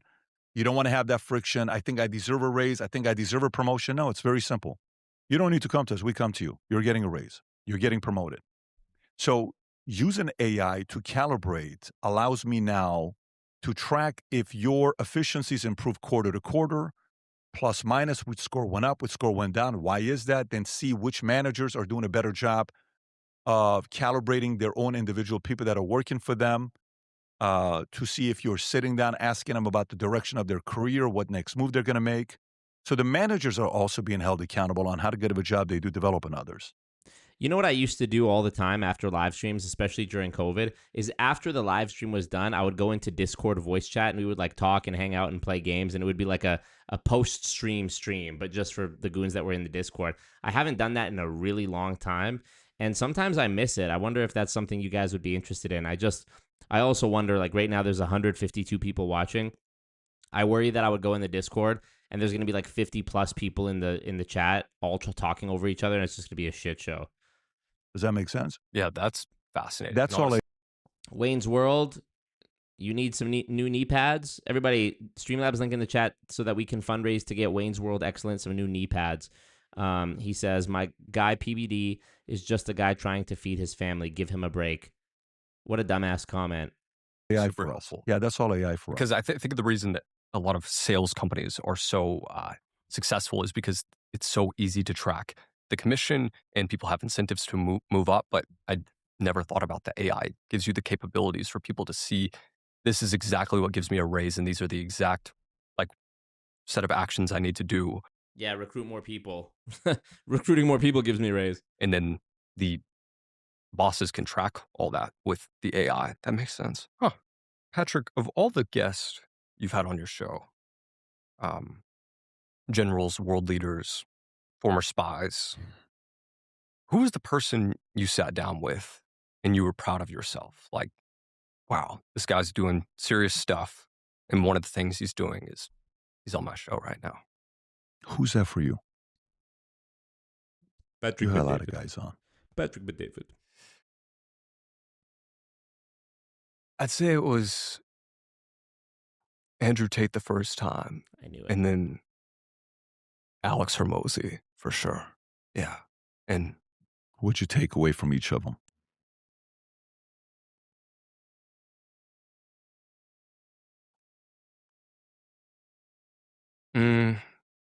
I'd say from Alex, it was probably like, just do the fucking work. And then from Andrew, it was have a little bit of fun while you do the fucking work. Yeah. and Andrew definitely has a lot of fun. Proud of myself. I really enjoy talking to Kobe. So I relate to Kobe. So I really, really enjoy talking to Kobe. Dwayne that was Johnson. Probably the top. Trying to think. Trump was one we were looking forward to doing for a long time. Donald Trump, BB. You know, we were glad we did that.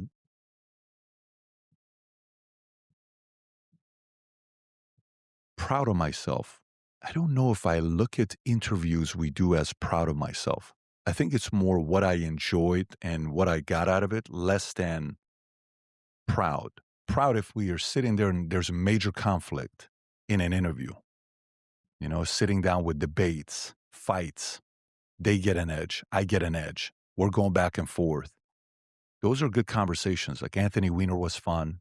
Recently, I talked to Mehdi Hassan. I had a good time with Mehdi Hassan, even though it was very contentious at certain times. And even though you got broiled alive? Some points, he made some very good points, and I made my points. But I would say one of the craziest one was with John McAfee from Antivirus. I don't know if you know who When did you do John McAfee? John McAfee, I did probably 10 years ago, 8 years ago. Holy shit, I didn't know that. In the middle of the interview, a guy knocks on the door. His Navy SEAL security guy runs to the door with a gun at the 43-minute mark. My camera guy is panicking. He's thinking we're going to get killed right there. When I walk in, it was just the pizza delivery, the Casa D'Angelo delivery. It's me, Mario, and another guy who's there with us shooting.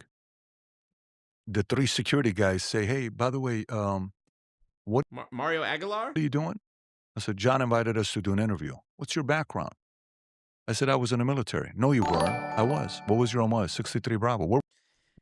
Cam J, it's funny you mentioned that. Thank you, Cam J. Yeah, I've done a stream on my channel called Meet Fraser Brooks, and I've been meaning to for like 3 years now to clip that stream down into a shorter video, which I started working on, and then I abandoned it and kept doing other stuff. But this year, I definitely, look, the only reason I haven't hired an editor yet to just absolutely blast out the content is because of the legal shit, is because all of the extra money, if you want to call it that, all of the disposable income I have just goes to legal fees, and I just simply can't afford it. So, you know, if and when, knock on wood, these problems are behind me, best believe editor soon come.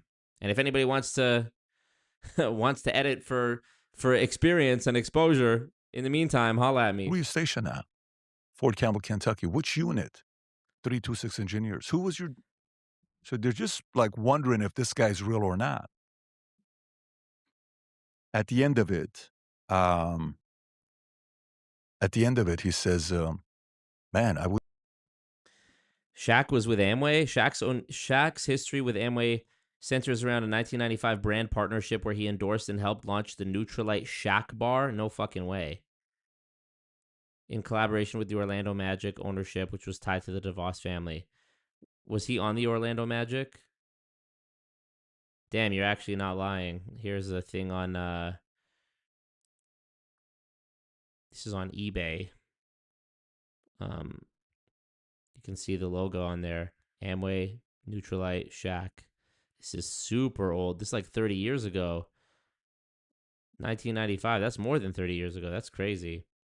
Wish you would have told us this. You want some? Thanks for telling me that, Plain Dakota. I didn't know that.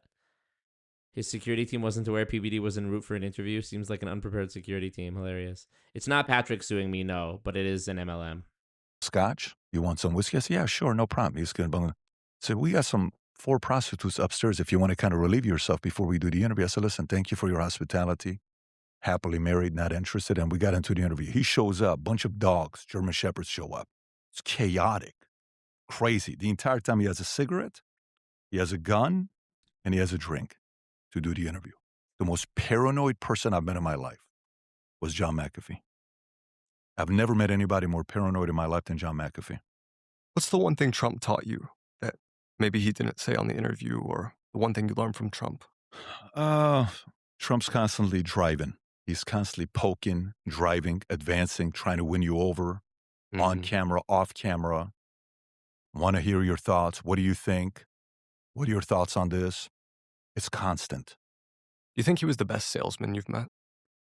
BAP, the answer is lobbying. The answer is lobbying and political connections and a legal precedent that the implications of which overturning would be big, let's say.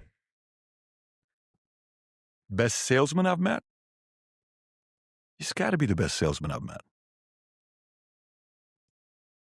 I've sat with some billionaires, but they were billionaires because they're brilliant. Mark Cuban's a very good sales guy, but not as good as Trump. Although Mark Cuban sold a company for a few $1 billion, and 6 months later they shut down the company. So he's probably a better salesperson than Trump, if you think about it. But, yeah, probably Trump.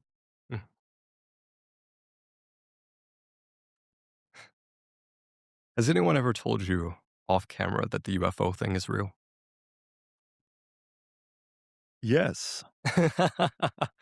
Yes. Have they told you or no?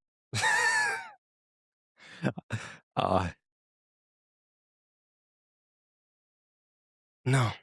No one's told you? Yeah, a couple guys told me. Someone's told me that it wasn't real. That it wasn't real. Off camera. That I would think would know. Are you into UFOs? Are you a UFO guy or no? Like, is that something you read on and you watch documentaries and stuff like that or no? We don't really look at it too much. We did see the movie Disclosure Day recently. Yeah. That's about it. I have very little interest in UFOs. Right. I have very little interest in you. But I've interviewed people. You know, the real UFO guys are the guys that Rogan sat on. Because Rogan's actually very interested in UFOs. I'm not.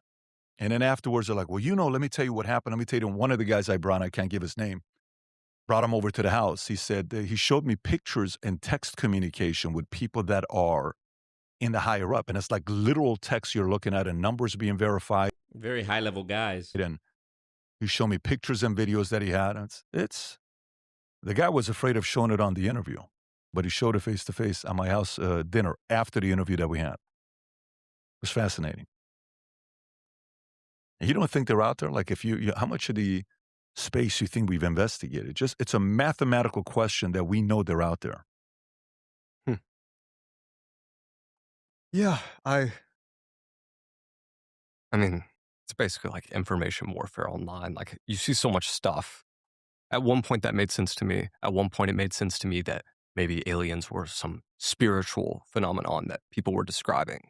I can't really figure it out, but if someone showed me a video of an alien and it was a physical thing, then I think it's math for me. Right. I think it's purely math. What's underwater? Well, you've only investigated 5% of it. So we have a 95% no. What can be down there? Anything. How deep have we investigated? What happens when we go all the way down? Well, decapsulates, it does this. Okay, so not that much investigation, not that much investigation. Okay, then what is a possibility? Could there be a megalodon? Could there be other things, creatures we've not seen? Probably.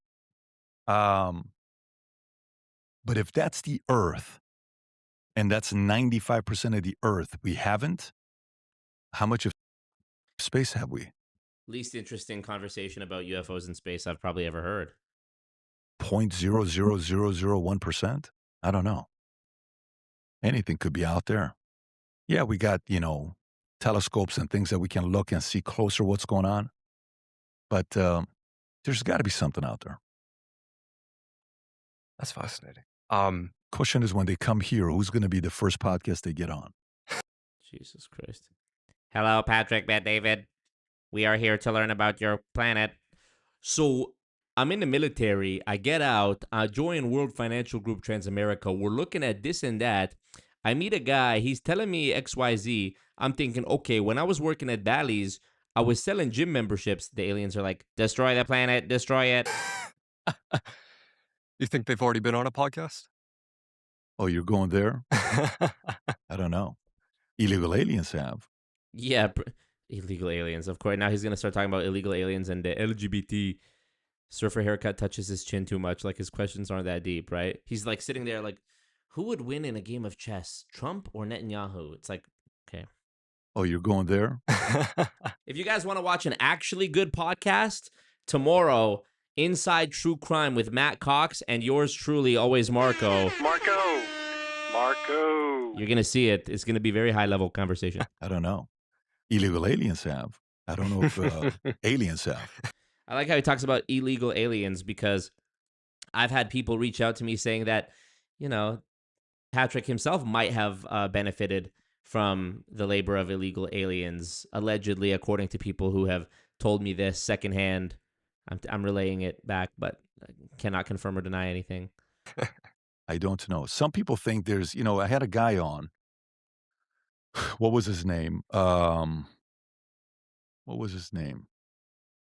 had a guy on, I forget his name, but he was Doesn't a matter. big conspiracy guy, and he believed lizard people existed. He believed Justin Bieber was a lizard guy. David Icke. Have you spoken to him? Mm-mm. Yeah, he has some unique takes. I'm not part of that camp. Right. They're thinking people are lizard people. No, he believed Bieber. He believed a bunch of people were lizard people. Yeah. I haven't looked too much into him. I think he's in the UK or something. But He talks to a lot of people. it's crazy to me how many people believe in that specific theory. Lizard people? Yeah. You don't. No. Yeah. I don't at all.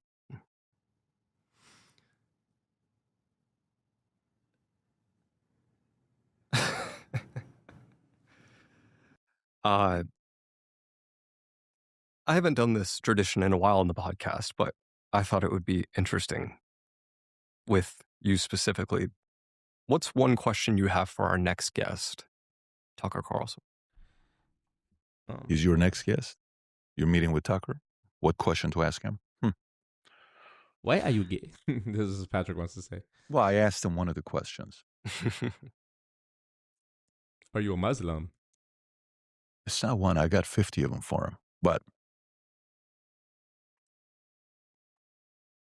what's a question you got for our next guest, Tucker Carlson? See, I don't even know if I ask this question, he's going to really say what he thinks the answers to the question. I don't know. I don't know. I don't know for Tucker, because I don't even think I would get the answer.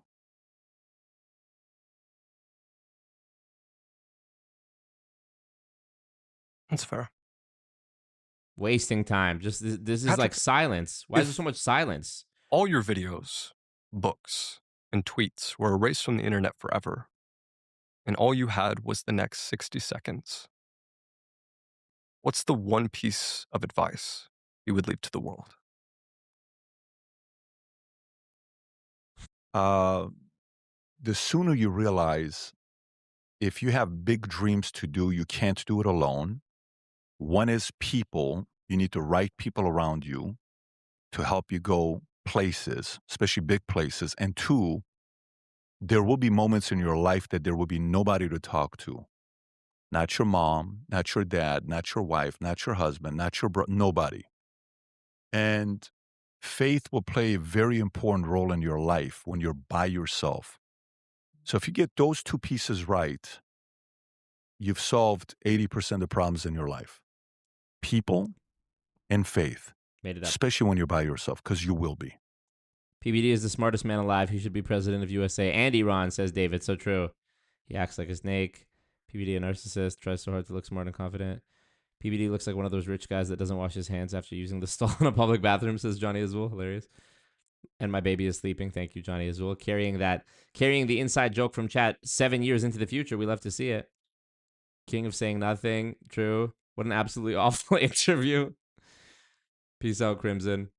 Or K Crimson FL. Florida, Fort Lauderdale. Patrick Bet Brain Dead. He sounds like he took Quaaludes. One-dimensional personality. Yeah, I hate this whole shit. What's the worst piece of advice you've ever received? Don't get married. One guy said, marry a girl with 3 kids. Join an MLM.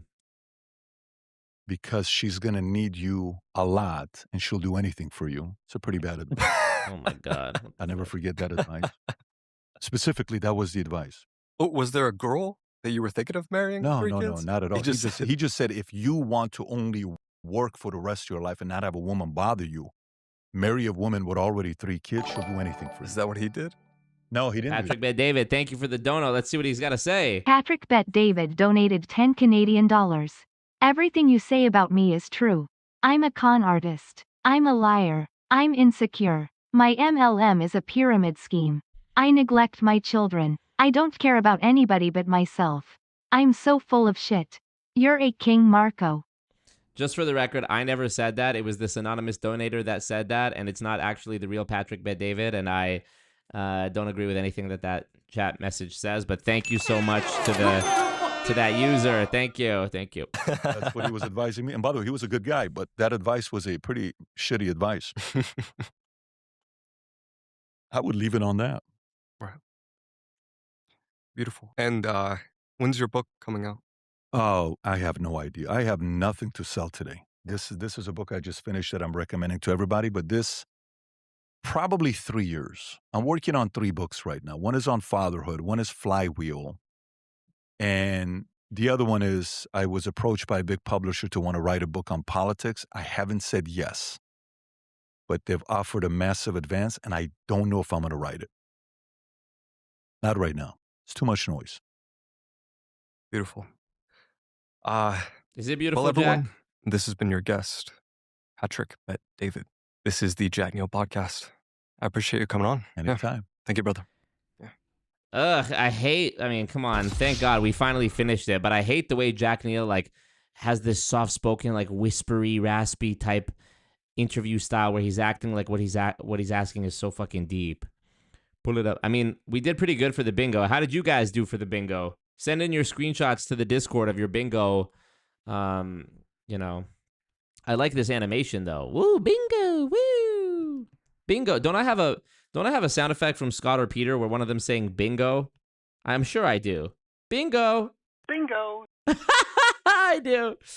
Yeah, man, I got to get Scott and Peter back in the mix. The new goons don't know nothing about Scott and Peter. All right, y'all. Well, look, we did it. That's the end of the stream. We've been on here long enough. I'm starving. I got to go. Got to do some more editing. Got to stress about my lawsuits. Appreciate all you guys. Thank you so much for being here. Inshallah, a brighter tomorrow awaits us. A brighter future awaits us. Jessica Alba awaits us. All right, y'all. Appreciate you guys. And tomorrow, Matt Cox, Inside True Crime Podcast, the biggest channel I've ever been on, over 1 million subscribers. So let's everybody make sure you go and blow that up. There's going to be a lot of clips dropping and exclusive announcement dropping on the podcast tomorrow about a new website that I'm putting out. Not the Mission to Monetization website, but a new membership website where you guys can be part of the cult on an even deeper level, which I'm on a high level, which I'm very excited about. So make sure y'all go tomorrow and share that podcast, blast it, all that. Appreciate you guys. Reborn, what up? That was a high-level conversation, okay? Very true. Appreciate you guys. Thumbs up the ting. If you're rewatching this on the replay and you donate through the PayPal or the Streamlabs, I will thank you on the next stream publicly for everybody to get you them goon points, them clout points. Thank you guys. Yeah, that's really it for today. I hate to go when I'm on here, but because then I'm back just me and my thoughts. But appreciate you guys. Lots of love. Talk to you soon. Peace out. Marco.